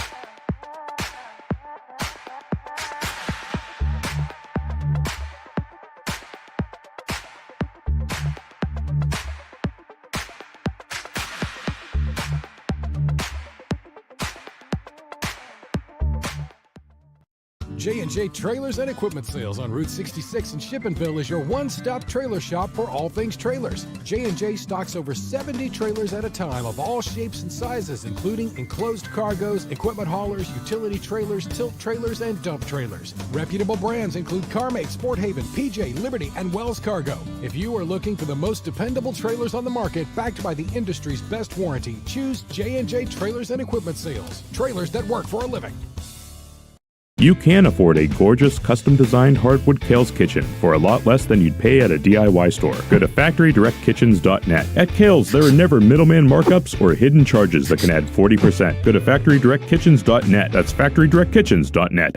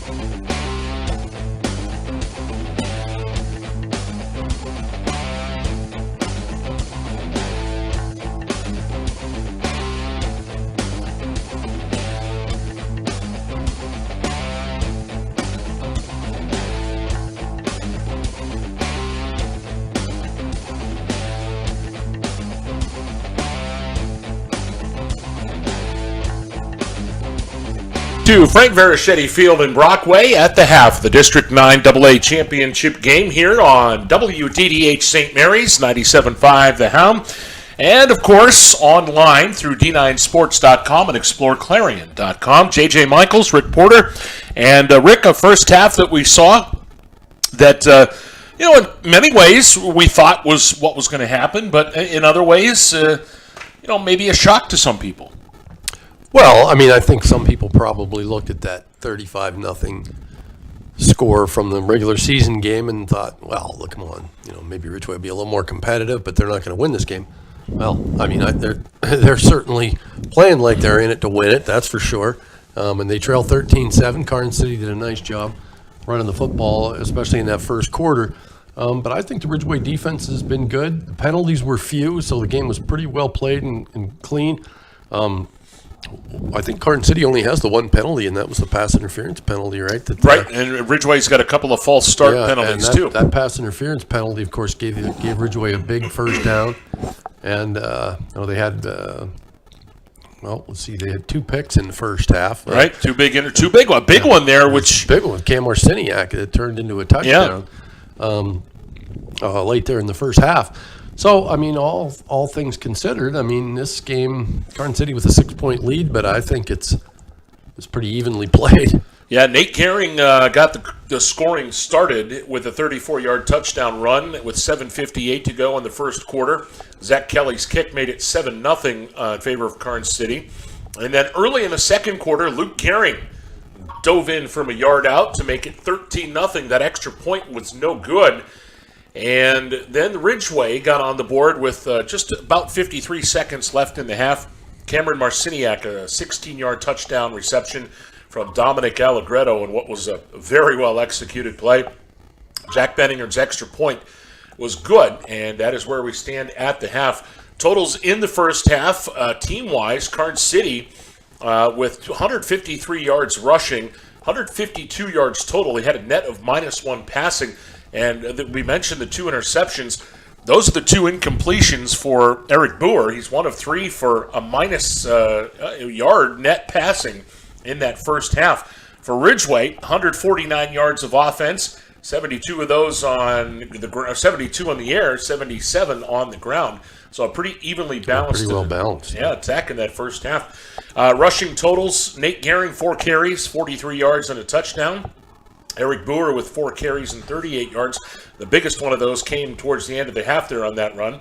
And Luke Gehring with 7 carries, 37 yards, and a touchdown in that first half. Jace Anderson also with 34. And, we talked about the balance of the Karns City Gremlins. It's right there. I mean, 43, 38, 37, 34. Yeah, I mean, that's the way they do it. That's the way they've done it all season. I just... If I'm Karns City, Luke Gehring's got to get the ball more than 4 times in the second half. Well, and that could be... That could be what we're looking at, so we'll see. Dom Allegretto, 10 carries, 45 yards in that first half. Allegretto was also 6 of 9 for 72 yards. He did throw the touchdown pass to Marciniak. He also was picked off once in that first half. It was interesting. We mentioned early on in the second quarter, Karns City had about a 7-minute time of possession advantage, and now at the half it's 4 seconds. So it kind of tells you how things shifted in that second quarter. But nonetheless, at the half, 13-7 in the District 9 AA championship game in Brockway. And, second half here, it'll be interesting to see what kind of adjustments are made. You mentioned Ridgway defensively playing well. I think they've made the plays when they've needed to. I think so. That's exactly right. I mean, I think the play that really, if you're Ridgway, that you look back, that's that long touchdown pass. I think it was, or a long touchdown run by Nate Gehring for their first touchdown when he got loose for about 34 yards. So you could look back and if we can beat a tackle on that play, this game might be different right now. But hey, you can say that all night. It's not going to do you any good. You've got to get out there and just continue to block and tackle and continue to make plays.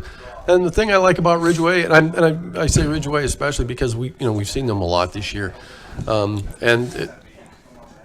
they're good players, are playing well. Cameron Marciniak is playing well. Dom Allegretto's playing well. Hunter Wall's playing well. Dan Park's playing well. Eric Salberg's playing well. So if you bring that to the game, you got a chance. It's funny. Sam Swick, who's the public address announcer for Karns City forever, guy you want to meet.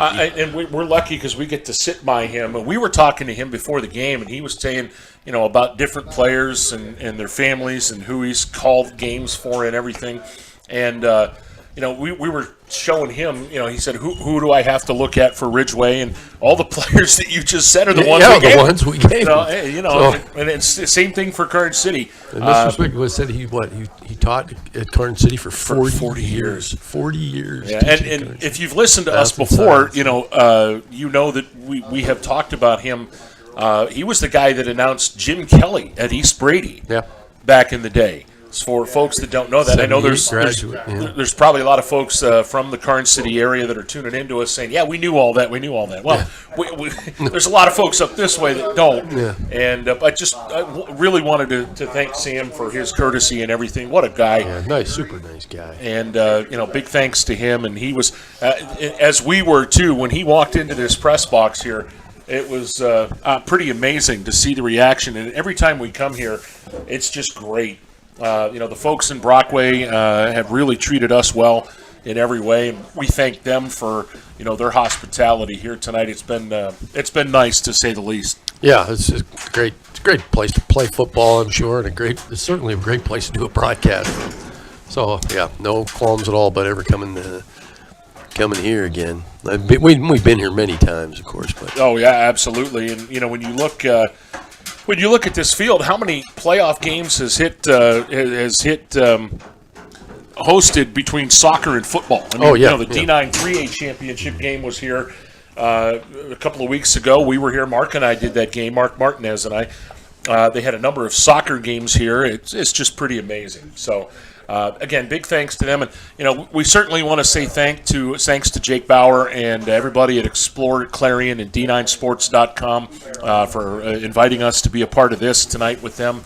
Not only do we get to do this on the radio, but we've had people text and saying it's pretty cool to hear us do this on the stream and video. Yeah, it's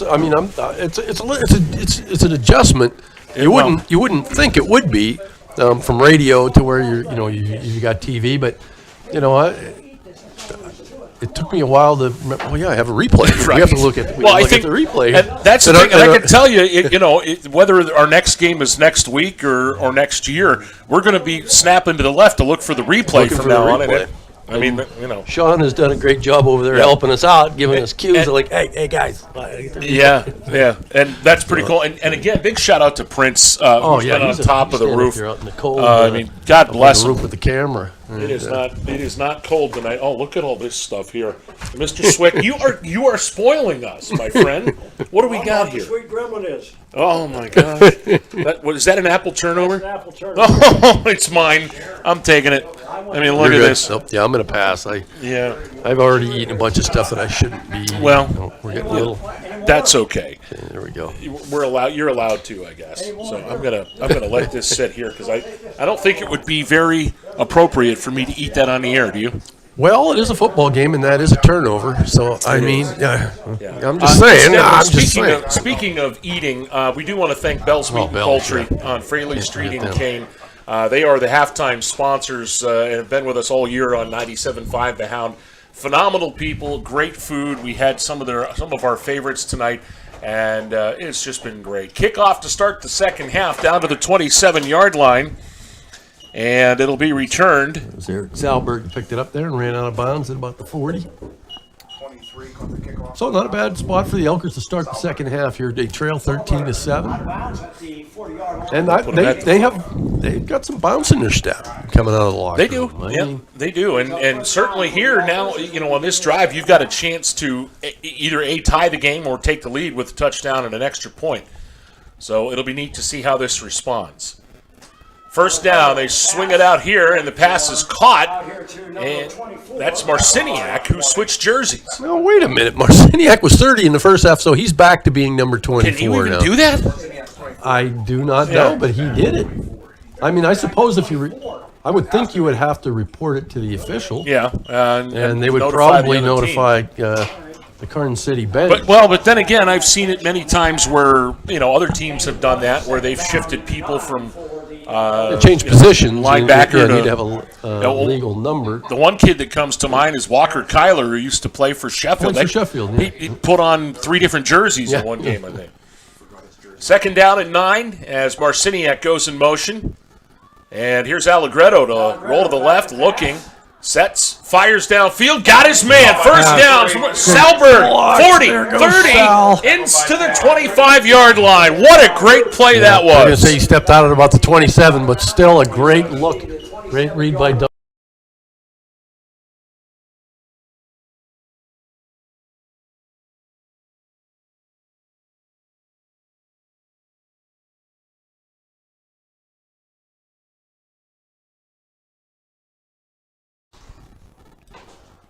So Ridgway's got something cooking here to start the third quarter, and they'll be at the Karns City 27, 1st and 10, with 10:38 to go.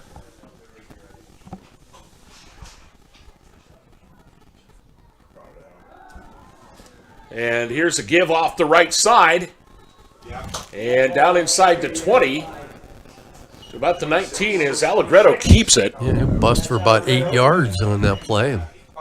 So I have solved the mystery, Rick, of the Marciniak jersey situation. Are you ready for this? I'm ready. He forgot his at home. That's what I was exactly. That's what a high school kid would do. Mom, I forgot my jersey. Can you go get my jersey and bring? I can't do. I'm not going to get there in time for the game. Just bring it, and I'll get it on at halftime. Yeah. But I'm not saying that's what happened. But you can see that happen. Here's Tom straight ahead. And he got the first down. And he'll be down to about the 16, and probably I'm going to say that Dave, his dad, probably ran to get it. Probably. Knowing Dave like I know him, he's a heck of a guy. So Allegretto gets that first down, Rick. Yeah, he needed to get down. Needed 3 yards and got about that. And they're going to mark it. They're going to have say it's at the 16-yard line. And Ridgway, it's a number of times now. Ridgway has been really slow getting the play figured out here. 9.5 minutes to go in the third, and the play clock down to 15 as they check over the wristbands. Now get set to go. 1st and 10 at the Karns City 16. Allegretto going to keep it himself straight ahead, and he runs right into the line of about 4 purple jerseys. They'll get him down at the 14. Gain of 2. I think Cooper Coyle was one of the guys in on that tackle. Yeah, that is him there. So 2nd down now.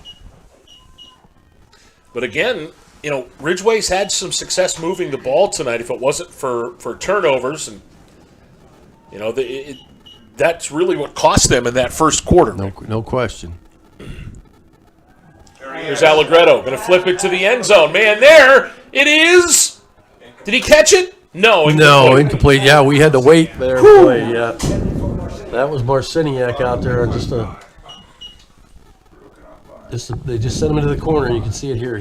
Dom just looks left all the way. Yeah, looks like number 25 back there. Cam comes off the line of scrimmage, heads to the corner of the end zone. Coverage was good. Ball was well thrown. Right there, and he just couldn't come up with it. Update from Clarion. It's halftime of the Class A title game. D9 Red Bank Valley 21, Union AC Valley 7.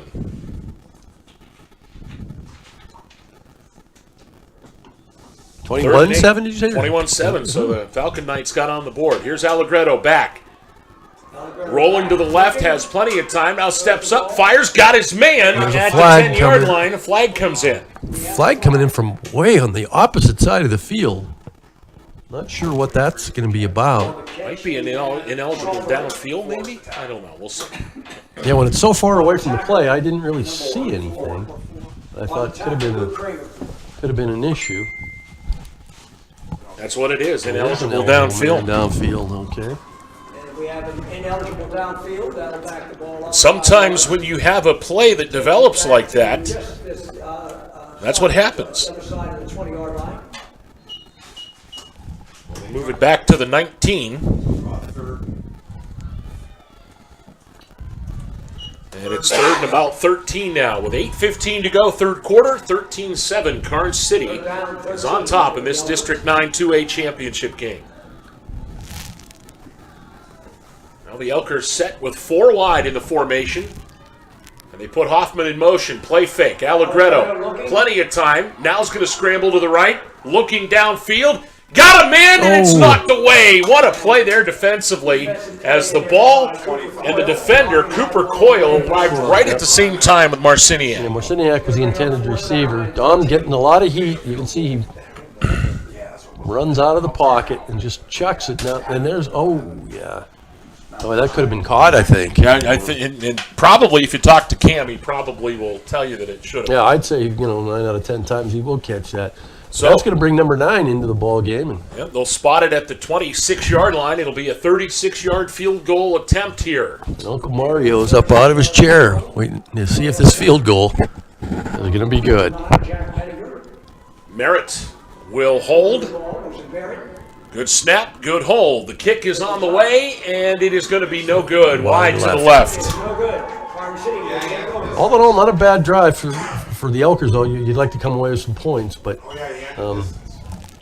at least it's something that I think it helps improve their confidence. Like, hey, we can move the football. Right, and they have here. And again, I hate to keep going back to that game in October, but if you go back and look at that game and see what happened, this is it. I mean, this was the type of thing that happened there. Yeah. The only difference was Karns City capitalized on the turnovers, and they didn't turn the ball over themselves, and that's what kind of drew that game out. Well, for the last quarter and a half, Ridgway's had the better field position, too, here. Yeah, Anderson with it on first down off the right side, minimal yardage.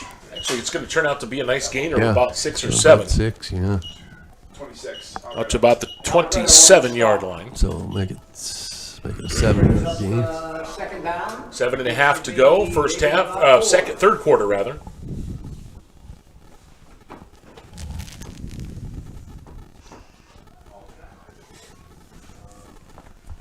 Gremlins use that double wing formation. And they go up the middle, and nice job there And we have, to trip up Luke Gehring. I didn't see who got in there. Kenny McKenna was one of the guys in there. Third down. I think he did most of the damage, and we'll see if we can get it on the replay here. It's kind of hard to see the numbers. But, yeah, they just submarined everybody there, and Kenny was one of the guys getting up Kenny off the pile. Yeah, nice job. It's third down now and about 4. Big play coming here. Man in motion. They give it to him. And that is Anderson, I think, who's going to have the first down. He picks up the first down. Got plenty. Oh, that's Nate Gehring on the carry. And, he didn't carry the ball as much, I don't think, in that 35-0 win back in October. But, boy, he's had some big runs today. And that is the 9th first down of the game for the Gremlins, 10 for Ridgway. First down for Karns City 4 of 6 now on third downs. They're going to split 2 out to the right now. On first down, they go to Anderson, right side. Breaks a tackle, still on his feet, up over the 45. What a balance. Yeah, boy, he got hit early.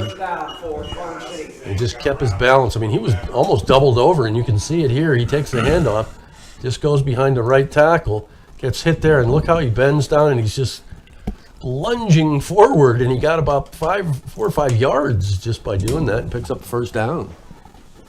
5:50 to go in the third now. Gremlins up by 6. Shotgun for Boer, and he's going to run it himself. Oh, nice job defensively there by the Elkers. Good play by Salberg. Yeah, that, you know, Hunter Wall's a good player because that had to be Hunter Wall. Who else could make it? And then Salberg gets up there, like, oh yeah, well he could do it too. And there it is. You can see Eric just penetrate, hits him low. He gets back to the line of scrimmage, and that's it. Second down and 10. Bunch formation. They go to Anderson, right side. And he slips through a couple and pushes it out towards midfield. He's going to bring up a third down. Third and 6. Ball's on the 49. They'll mark him at the 49-yard line. It'll bring up 3rd and 6 as we tick under 5 minutes to go in the third quarter in what has been a rapidly moving game. Well, yeah, it's been a lot of running the football, not a lot of penalties. Just 4 penalties in the game. 3 of them belong to Ridgway. Comes the receivers, yeah. So now Karns City making some personnel switches here. Some of the skill receivers come in. And they're going to put Gehring with Rupp out here to the left. Luke Gehring, yeah. Or Nate Gehring. Play fake, Boer's going to keep it. And they got him, but he's pushing, driving, and finally he's going to be hit. It took 3 or 4 guys to get him down. Yeah, and they're going to give him his forward progress, as they should. They're going to give him forward progress. He's going to be about a yard short. An interesting call coming up here for Joe Sherwin in the Gremlins. 4 minutes to go, third quarter. It's 4th and 1 at the Ridgway 46. See the quarterback here. Just a design run. Avoids a couple tackles and then falls forward. Marciniak really stopped them a yard short. Otherwise, I think if it had been just about anybody else for Ridgway. Gremlins going for it. Down. Big play right here. Anderson Big in motion. Gehring's got it, and he's got the first down inside the 45-yard line. Yeah, if you have a back like Luke Gehring and you need a yard, you better give him the football. That's all there is to it. You don't have to be a genius coach to figure that out. It's just straight ahead mono. That's the thing with him is you could go out there on the line and say, look, we're going to run this hole right here, and we're going to give it to 20, and you're still not going to be able to stop it. Do you think you can stop it? Probably not. Now 3 wide for the Gremlins in this formation. Boer from the gun, and he'll call his own number. Off the right side, big yardage, and he'll get inside the 35, close to that lead stick. Close to another first down, Number 22, Tyler Merrick. Boer's been pretty effective all night when he keeps the football. Now we're under 3 minutes to go in the third quarter. It's going to be 2nd and 1. Now you got lots of options. I don't know. I think, like you said, about a similar situation earlier in the game, you might open up the playbook here. And, yeah. You have this opportunity here. It's almost like a free play. Yeah. Union 14. And there's a give to to Coyle. And Coyle's, no. In fact, he might have lost a half yard. Little reverse, and Ridgway defends that thing really well. Yeah, they're good yard short. So another big third down coming up with 2:15 to go in this third quarter. 2nd and 1, that's one thing. 3rd and 1, you spell Garing, and you get him the football. That's okay. And he will be the lone setback here as they go with this tight double wing. And Garing probably about 2 yards behind Boer. They put a man in motion, and they give it to him. First down and more. Boy, oh boy. Garing on the carry for the first down to the Ridgway 31-yard line, and the drive rolls on. You know, they talked about guys being able to run through brick walls. Watch Luke Garing here. I think he actually could run through a brick wall if he needed to. He just gets low to the ground there. And Ridgway actually defended that reasonably well. If his nickname is not Tank, I want to know why. First down, same formation now. Boer goes under center, and they go to Garing again, and another big chunk as he just falls forward inside the 30 to the 27-yard line. Well, he's got, at least 3 carries here in the third quarter. Yep. And he only had 4 in the entire first half. We're down, it'll be under a minute by the time they snap the ball here. And that's the other, this will be the 13th play of the drive, and it started with 7:50 to go in the quarter, and each team has only had 1 possession in this quarter. Yeah.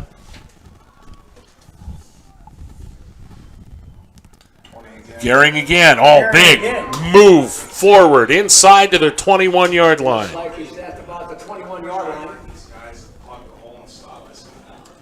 And he's a first down. He's just the kind of back that can wear a defense down, too. I mean, you start getting tired late in the game, and this guy's just a battering ram. I think one of the tacklers in there on that last. And it'll be a first down as we get near the end of the third quarter. Coming up on the end of the third quarter here. Nate Garing checks in for the Gremlins. They'll have to snap it. There's Yeah, about they got a a 6-second differential or so between the game clock and the play clock. Boer under center. Puts a man in motion, and again it's Garing. Oh, man, look at that. Look at him just dance by a tackler. Yeah, he just inside the 20.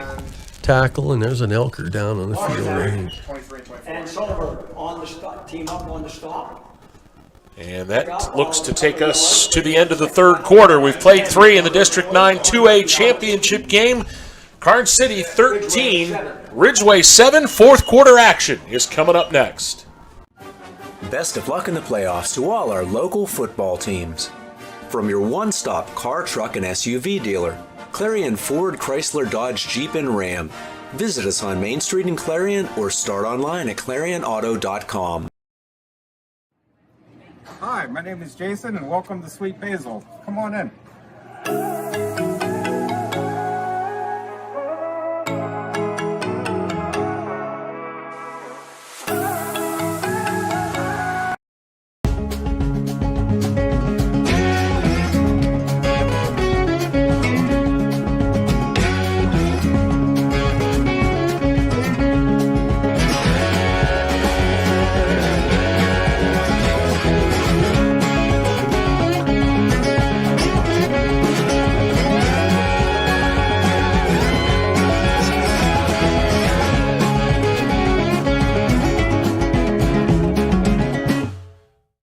Verichetti Field in Brockway. Start of the fourth quarter. J.J. Michaels, Rick Porter on 97.5 The Hound, and also Explore Clarion and D9Sports.com. Thanks again to them for coming along with us. Boy, we got a good one here, Rick, and they got a good one in Clarion, the D9 Class A title game. The Falcon Knights have scored again, 21-15, Red Bank Valley. That looked like it was going to be a blowout early. Yeah. Red Bank out to a 21-0 first quarter lead. Start of the fourth quarter, Boer's going to keep it himself, and he's got chunk yardage towards the 10. Man, that kid is tough. First down. 67. Stop made in there by Kenny McKenna. Kenny McKenna on the tackle, and another first down, and we have a chance here to start the fourth quarter. You know what I could go for, Rick? A nice big old hot dog from Mad Dog, 159. Eric already mentioned, said you were making him hungry earlier. Good. So you can keep doing that. Yeah, man, they've got some good stuff here. And for the folks that are watching on Explore Clarion, there's a kill. Oh, Gehring, look at this! Inside the 5, down to the 4, and he carried 3 guys with him. I'm not sure how big Luke Gehring is, but he's big and he's strong. Wow. Here it comes. You can see it's just a straight handoff. He just takes it off the right side and just runs over. And it takes Dominic. It takes one on top, one in the middle, one on the bottom. I think that was Eric Salberg. Was the other guy there, the guy that hit him first. And he carried Eric. And I'm telling you, you don't carry that kid. I mean, I don't know. There's Gehring again. Right ahead, moving, pushing. He's in. Touchdown, Gremlins.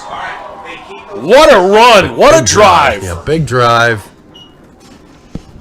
You know, we kind of had a feeling Luke Gehring was going to see more carries this half than he did in the first half. And so that makes it 19-7. Caps, get this, Rick, a 17-play drive.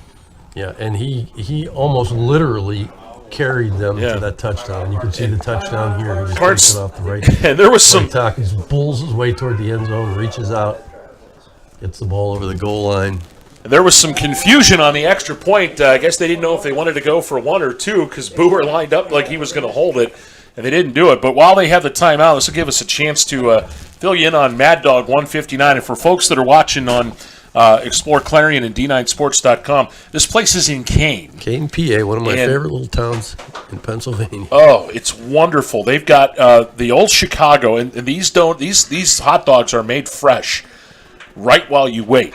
And if you love like the old Chicago-style dill spear, Chicago-style relish, tomato mustard, sport pepper, chopped onion, celery salt, yeah, they got that. Also the Hawaiian. Can you do bacon, pineapple, green onions, crispy fried onions, Hawaiian aioli sauce? That's pretty good. It takes some imagination to come up with some of this stuff. Well, it does. My favorite's the Cali dog with lettuce, tomato, cucumber, avocado, and citrus aioli. It's wonderful. And, oh, by the way, they have donuts, too, that are out of this world. You have to have dessert. They're going to go for 2. Look at this. Oh, poor Sam. He hasn't eaten since noon? Oh, that's not good. That's not fair. Here's a kid on the 2-pointer. What is this? Look at that. Watch this. That's just ridiculous. It looked like they had him stop. And he's just like, no, you're not going to stop me before I get here. Oh, my goodness. Watch this. There's a handoff right up the middle. And he stopped, and he just steps his way, and he just refuses to be tackled. I mean, that's almost unfair, isn't it? I mean, my goodness sakes. I mean, that kid is a stud, no question. Incidentally, back to the donuts, because we saw that, and now we're going to get back to the donuts. And I'll throw, Sam, you can hear this too. How about a cinnamoni with glazed icing and cinnamon sugar on top? How about a caramel crunch with chocolate icing, caramel bits, and caramel drizzle? You take that one? Well, do we have any Fruity Pebbles fans in here? The Bam Bam is vanilla icing with Fruity Pebbles on it. Lesnar has it teed up. Okay, all right. Man, Mad Dog 159 in Kane. Go check it out, man. They are wonderful. Great. Now, they even have breakfast hot dogs. Like the Frenchie, it's just wonderful. There's the kickoff. Coming down at the 20-yard line. That's Allegretto with it. And Dom looking for room. He's got it over the 35 and out to the 38-yard line. Good patient run back by Dom that time. Got the football, waited, looked to see where his blockers were going to line up in front of him. Got it out to the 35-yard line, or 39-yard line. Also, while we're at it, we didn't get a chance much to talk about it at the half, but I do want to thank, again, Bell's Meat and Poultry on Fraley Street. Jalapeno cheese beef sticks. Well, Mom's bologna. The video guys, Prince and they Sean, they like it too. They're newcomers to this Bell's. They are. But they give us thumbs up. Allegretto. And he'll get up to the 39-yard line. And now if you're the Elkers, Rick, the clock is becoming an enemy here, as well as the Gremlins, because you are looking at a situation where you've got to get some points here, preferably on this drive if you're them. And it's got to be relatively quick. The Elkers need a big play of some sort, and they've got some guys that can make big plays. Marciniak goes in motion and snap to Allegretto under pressure, and he goes down. He goes. Back at the 31. He's done a good job all night avoiding the rush, but that time, nothing doing. They just had him corralled. And look at this rush. You can see. Here they come. And he's basically bottled in with a guy on each side and another guy in the middle. Nowhere to run, and down goes Dom. 9.5 minutes to go now. Big third down. 3rd and 19 for Ridgway.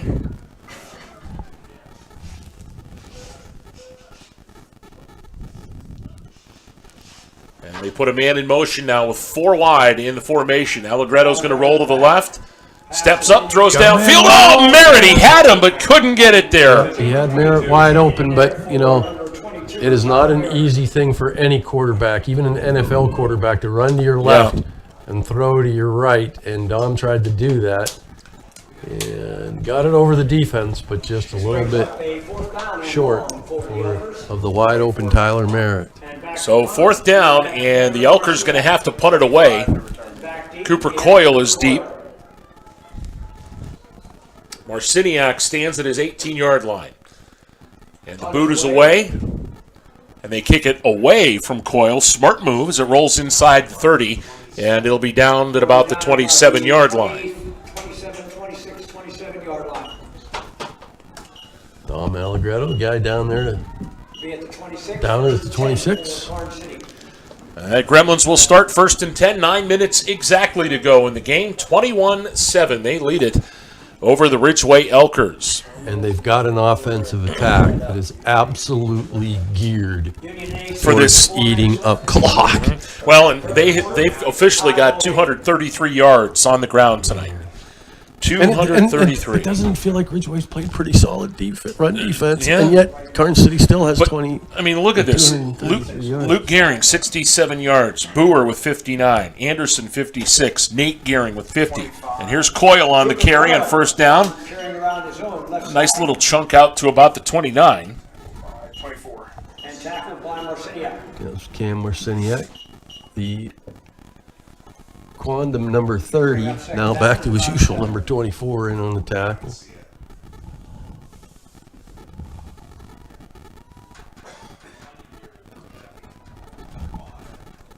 Yeah, Ridgway, I think Ridgway's played as well as they can play against this very tough Karns City team. Karns City is just big, strong.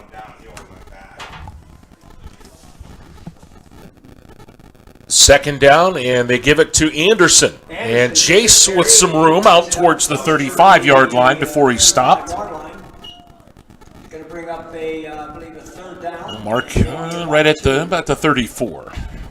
And Karns City is just pushing the Elkers back right now.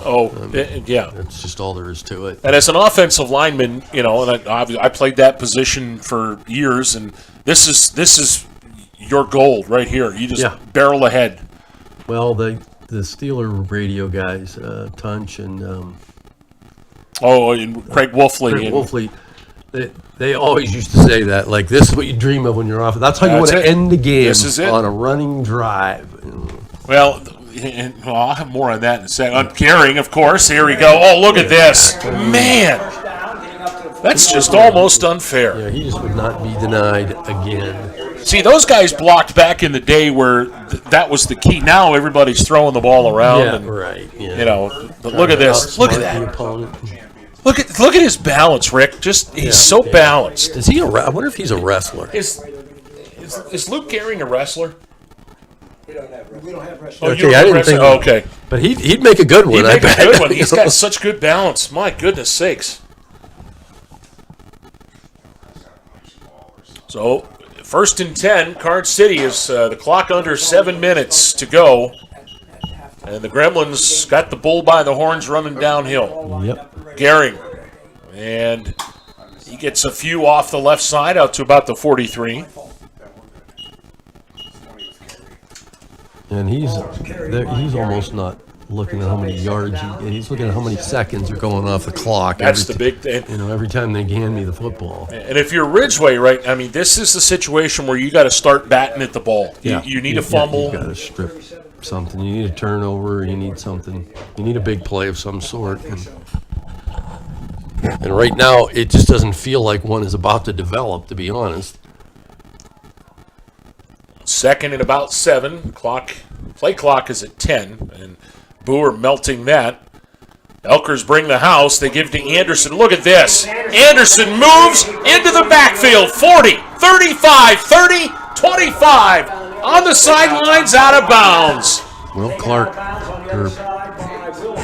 Will Howard, actually ran him out of bounds over there on the far side of the field. You can see it. He goes right and then cuts back across the field to his left.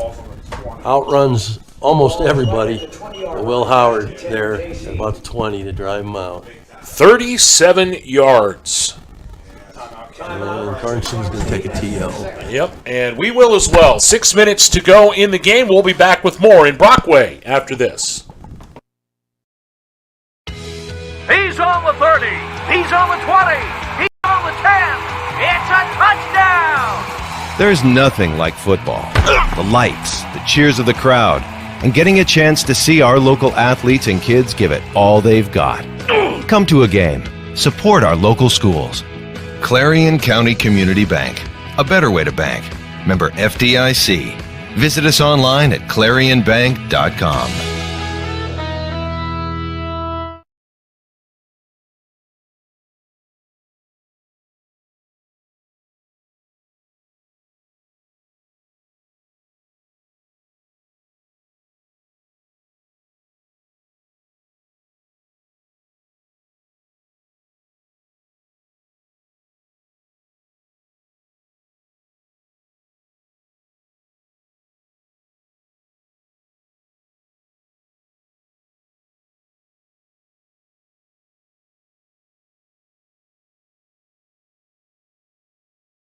A little stat to pass along your way here, and we'll give it to you after this play. 1st and 10 Gremlins. They go Luke Gehring. Look at this. 3-4. Finally to bring him down at the 10-yard line.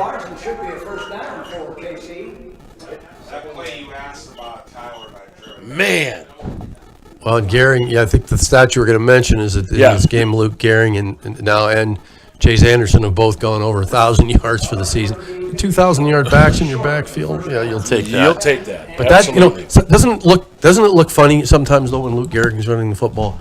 It looks like, it looks like an 8th grader got into the 5th grade game somehow. Sometimes, you know what I mean? That's what it looks like. Like he's just not in the right place. Right. He just looks out of place. He's just so hard to bring down. Varsity kid playing at JV level. Yeah.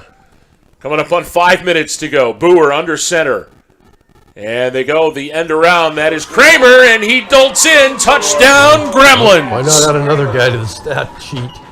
That's Luke Kramer, number 4. Boy, what a drive. Nothing fancy about this one either. They just put him in motion. Cuts behind Boer. Boer hands it to him. Off to the right and off to the races. And into the end zone. My goodness sakes. Now Kelly on for the extra point. And this one is good. 5 minutes exactly to go in the game. 28-7. Karns City is on top. And we'll be back with more after this. This is Corey. He made 2 big mistakes. His first mistake was not going to Laurel Eye Clinic to have bladeless LASIK. His second mistake was trying to pet what he thought was his cat without wearing his glasses. Don't be like Corey. Call Laurel Eye Clinic. You can afford a gorgeous, custom-designed hardwood Kerle's kitchen for a lot less than you'd pay at a DIY store. Go to FactoryDirectKitchens.net. At Kerle's, there are never middleman markups or hidden charges that can add 40%. Go to FactoryDirectKitchens.net. That's FactoryDirectKitchens.net. Enjoy fabulous fine dining in a casual, elegant atmosphere at the Allegheny Grill in Foxburg. Take in the breathtaking view through the windowed walls or dine on the patio overlooking the always changing Allegheny River.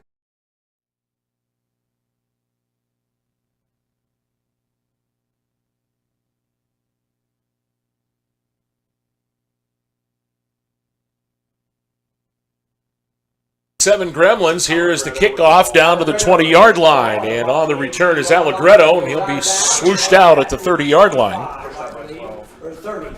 Shoved out of bounds down there by number 12. And that is where the Elkers will have it, 1st and 10, with 4:55 to go in the game. And boy, Rick, how about this one over in Clarion in the Class A title game? It's all tied up, 21-21. Yeah, and Red Bank had jumped out to an early 21-0 lead, and it looked like they would put it on cruise control. Well, but the Falcon Knights are a scrappy group, and the way they've played defense of late, I mean, it's been amazing. Here's Howard in motion on 1st down. Allegretto going to swing it out to him. Oh, nice catch. And, he gets decked. Yeah, he's going to lose some yardage. But yeah, Luke Gehring. Might have been better off just to let that ball hit the ground. But, you're a football player. You're not going to do that. Right, you want to make that play. And they move him back to the 28, a loss of 2 on that play. Yeah, and now you start trying to imagine scenarios where Ridgway can come back in this game, and it's pretty hard to come up with anything with 4:25 to go and the clock ticking. And Elkers do have all 3 of their timeouts left, but obviously they're going to need a lightning strike of some sort, and there's probably a couple of them. Allegretto from the shotgun, back to throw, steps up, fires downfield. Merritt, just out of his reach. He was there, but the pass incomplete. I want to bring up 3rd down. Gremlins tonight, Rick, have officially gone over 300 yards rushing in this game. They are a rushing team. There's no question about that. And Anderson has 99 of them. Luke Gehring with 85. That is impressive any way you slice it up. I didn't even think Jace Anderson had enough carries to get 99. I know, right? Now Allegretto scrambling out to the left, looking. Now he's going to go back to the other side, and he goes right into the arms of a purple jersey. Lesnar, the guy there that just ran over him. And to be honest, if Lesnar doesn't make that play, I think Dom Allegretto is still running to his right, looking for a receiver right now. And it was, I think, a scenario that he created by scrambling like that. So. And so it's 4th down, and they're going to. Yeah, they're going to have to. They got to go for it with 3.5 to go. They got to get out to the 40-yard line for the 1st down. 23 yards. Allegretto back, steps up, now flings it downfield. Got a man there, and it's knocked away. Incomplete. And Coyle hit the deck pretty hard, but he's all right. Coyle. Standing back there was Coyle. Here it is again. Ball's thrown.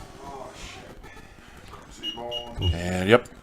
It was intended for Marciniak, but Cam had to almost break that up. Yeah, Cooper Coyle was just all over that. And no way that ball was going to get through there.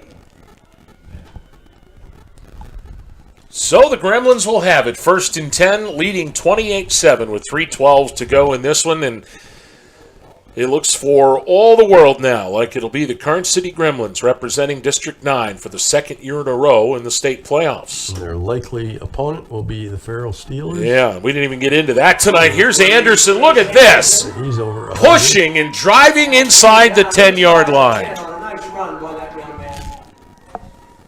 Down to the 7. 7-yard line. Man, look at that. Effort. Watch. Look at the blocking up front, and then he just powers his way through that through Cam Marcini. And you don't just easily power your way through Cam Marcini. Right. And the conditioning, not only the size, but the conditioning of this Karns City team has got to be just amazing. Well, Ridgway's a pretty fit team. They are, right. And I mean, but you get worn down by the size and strength of your opponent after a while. And they go to the second man through. That's Anderson again, and he's pushing, he's driving, he's in. Touchdown, Gremlins. 7 yards out, and that was just pure football again. Man. And you can see it here. Again, he just handed it off to the tailback, right side. Look at the blocks out front again. And then he makes the best use of those that he can. And then just powers his way through 2 defenders. Gets the ball into the end zone. Now the extra point attempt by Kelly. Well, how did he get that off? It's good, and the penalty flag's down. It's because he got decked on that extra point try. And they'll assess that on the kickoff, I believe. Roughing the kicker. And there it is. So 2:43 left to go in the game. Karns City leads it 35-7. And once again, we want to remind you, if you're in the area of Kane, Pennsylvania, stop by Mad Dog 159, as they are open late, by the way. And here's some of the other dogs they got. If you like hot stuff, the Mad Dog, bacon, cheddar, cheese, sauce, and they take, the crushed hot Cheetos? They crush up hot Cheetos and they put it on that. Chili the Kid. Their Mad Dog chili. Crispy fried onions. There's some clever people running that joint up there. Well, get this. The Chili Ray Cyrus. I mean, don't break my dog, my achy breaky dog. I just don't think he'll understand. Mad Dog chili, mustard, chopped onions. Yowzer. And I didn't even get into their breakfast stuff. Real quick. French toast bun, breakfast sausage links, bacon, crispy potato sticks, and maple aioli. That's the Frenchie. Well, I'd say they have drinks too, by the way.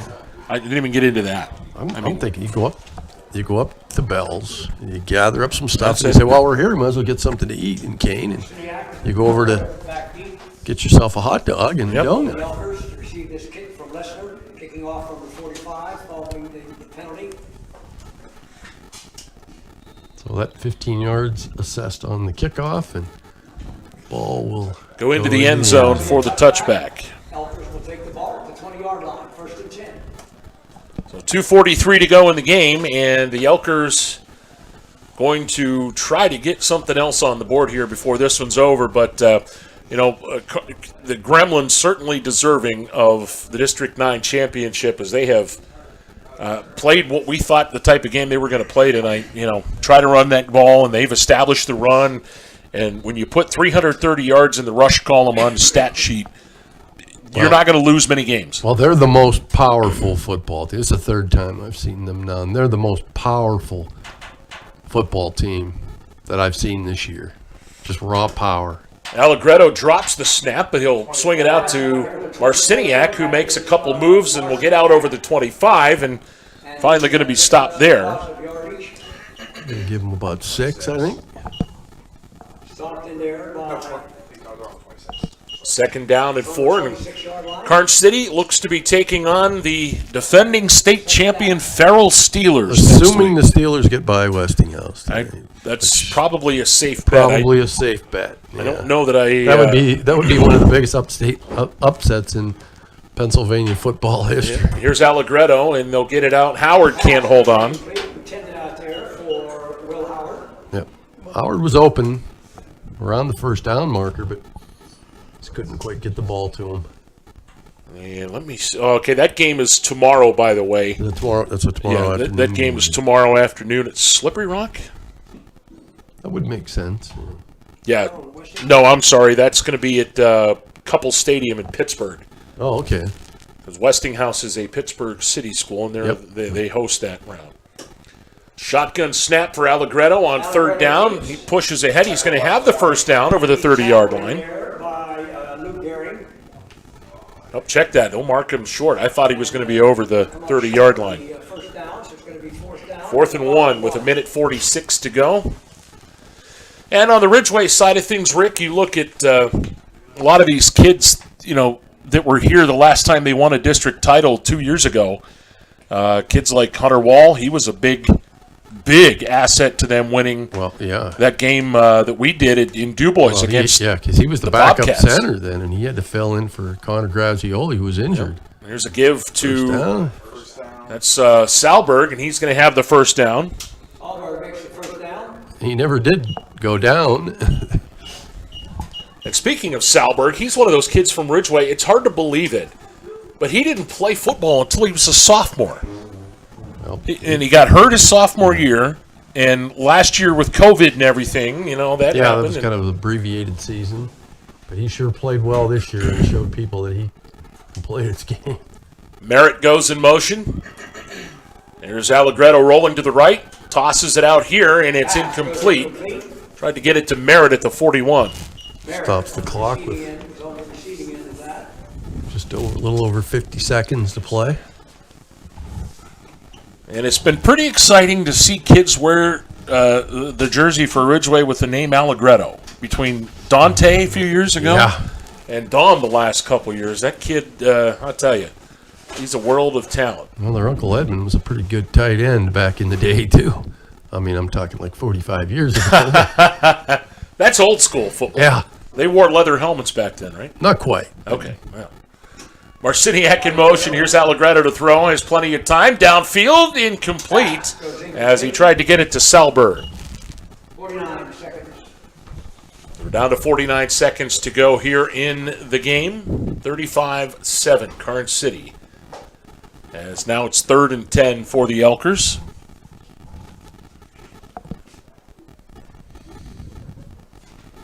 This was a 13-7 game at the half, and near the end of the third quarter, Karns City took control of this one on the ground.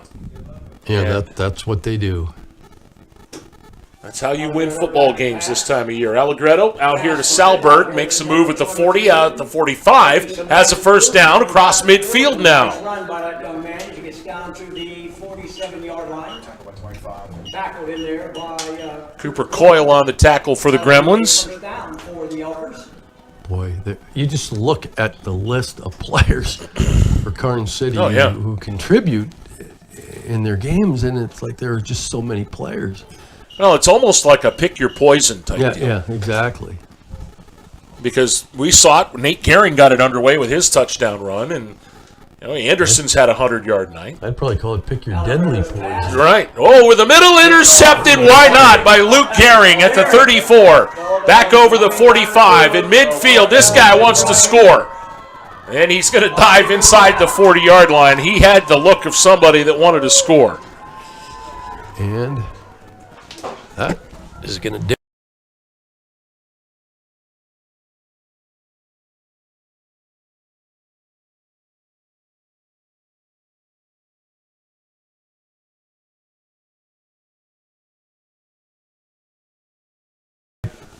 Pretty well most of the game. Well, the Karns City is just really good. So the Karns City Gremlins will be the defending District 9 champions. Their second year in a row as Boer falls to a knee.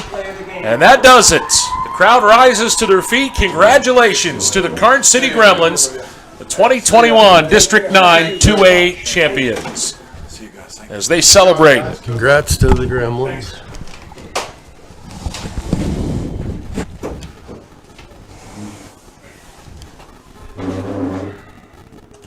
And they will line up at midfield. Yep. And while they do that, let's take a break. We'll come back and see if we can't catch some of the trophy presentation and individual stuff. Final score, Ridgway loses. The Karns City Gremlins repeat as District 9 champions, 35-7 Gremlins. The final, and we'll be back after this.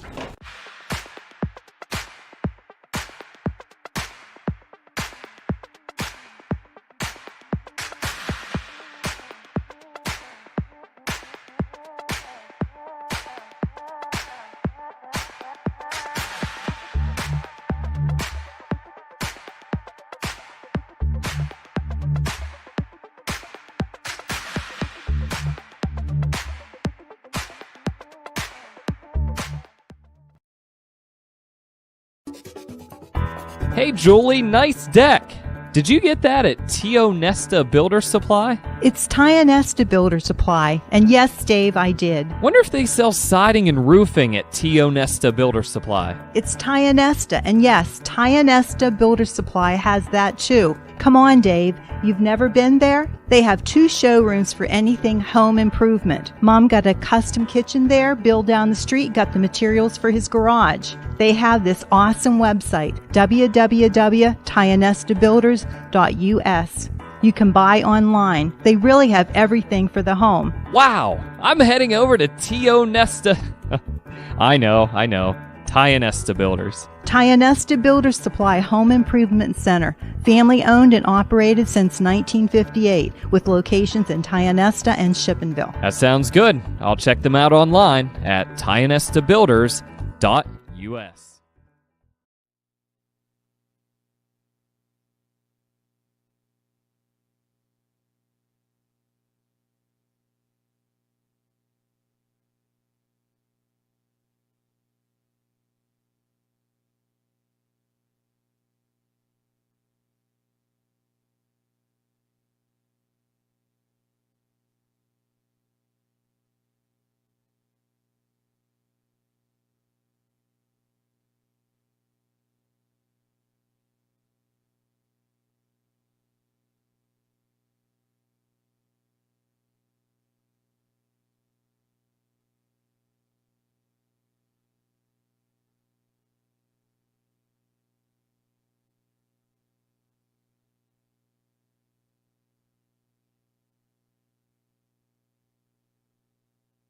To Frank Verichetti Field in Brockway. The final score of the District 9 AA Championship game. The Karns City Gremlins repeat as D9 champs. They defeat the Ridgway Elkers 35-7. J.J. Michaels, Rick Porter alongside on WDDH St. Mary's 97.5 The Hound, and of course online at exploreClarion.com and D9Sports.com. And you know, Rick, coming into this game, we knew, everybody knew, who was associated even close to this game, what Karns City wanted to do. Right. And that was run the football, and boy, did they that.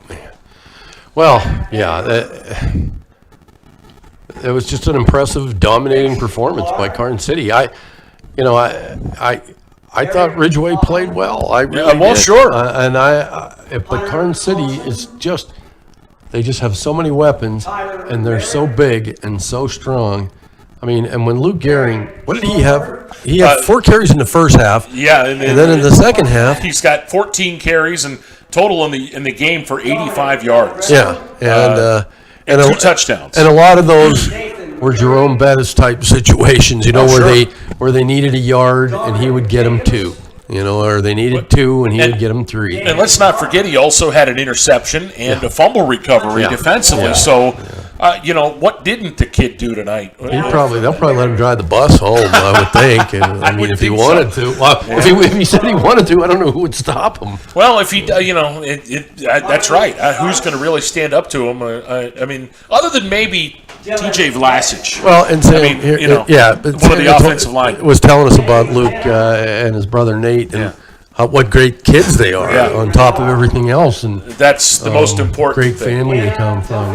Yeah, but in all total tonight, Karns City with 51 rushes for 329 yards. I mean, that's 329. That's impressive. That's how you win district championships. Yeah, that's how you win championships a lot of places. You know, when you watch them, I'm still trying to envision a team beating them in District 9, which St. Mary did, and I know Coudray put up some huge serious numbers that night. Throwing that night. I would love to have seen how he did that, because when I look at this Karns City team, I think, man, I haven't seen any team around here that I think could beat them, but the Dutch got it done. Now put the only blemish on Karns City's record. And now on they go into the state playoffs, and they're likely to face Farrell. I mean, they're heavily favored, and they play tomorrow in Pittsburgh against Westinghouse.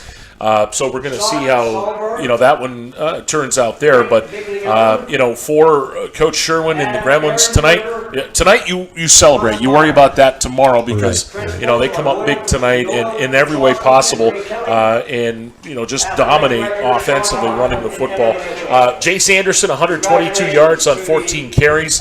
Eric Boer threw 3 passes. One was complete for a -1. The other 2 were intercepted by Ridgway, so not much needed there. That tells you what they do with their running. That, as much as anything, is an illustration of their running game. For the Elkers, Dominic Allegretto, their star tonight, 11 of 23 through the air, 129 yards and a touchdown. He did throw 2 interceptions.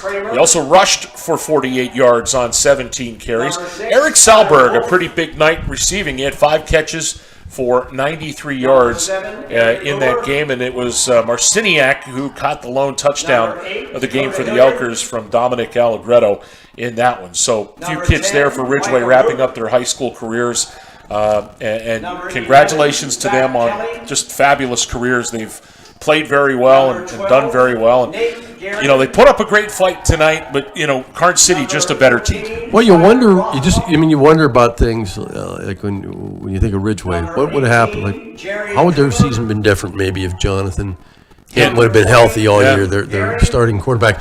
Because not only then do you have him a quarterback, but you put Dominic where they planned on putting him, you know, in that backfield, and that changes everything. But you know, you can look at that and look at it all you want, and it's just all speculation. But you know, I thought all in all, they had a little lull in the middle of the season, but I thought it was a pretty good year for the Elkers, and here they are. In the last 6 years, they've got 4 district championships and 1 second place finish. So, and then last year they were in the playoffs. Yeah, so. last year they were in the semifinals. Yeah. So I mean, you know, you can't really.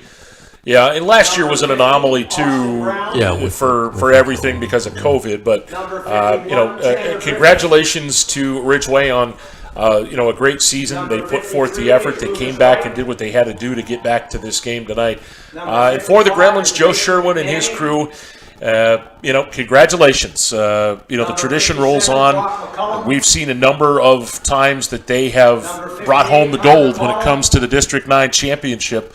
And this year, the second year in a row for them. And, you know, they've got a program that churns out winners, and that's just how it is. Well, they expect to win, no doubt about that. And there's a reason they expect to win. They win a lot. They do. Yep, they do. Winning breeds winning, and all the kids that are of a younger age see this tonight, and they want to be the next group. Yeah, if you're a midget football player, you just can't wait to get out there and do this stuff. Absolutely. So that will wrap up a couple of things. First, our broadcast for tonight, but for us at 97.5 The Hound, that'll wrap up our fall sports coverage season, and we are in the midst of getting ready for our winter sports coverage between basketball and wrestling. Mr. Barry Morgan's got us some pretty good stuff to come here over the next few months. Love me some high school basketball. And it'll be a lot warmer for that. Well, inside. Yeah. Inside. So we're looking forward to that. But we'll keep you updated. To practice starts. Well, started, I think. I think yesterday was the first. Day, yeah, first official day. From St. Mary's told me the 18th was the first day, I think. So a lot of interest in that. And for the Karns City Gremlins, we wish them all the best next week as they move on to the state playoffs and get closer. And hopefully they will represent. I know they will represent District 9 well. We wish them all the best. Yep. No doubt about that. Next week. Yep. And again, thanks to Explore Clarion and D9 Sports, Jake Bauer and the crew for having us tag along tonight on their broadcast. And thank you guys for tagging along on our broadcast. We appreciate that. And work there. And certainly a job well done from them. So once again, the final score from Brockway tonight, the Karns City Gremlins repeat as District 9 champions. They defeat the Ridgway Elkers 35-7. For Rick Porter, I'm J.J. Michaels. Good night, everyone.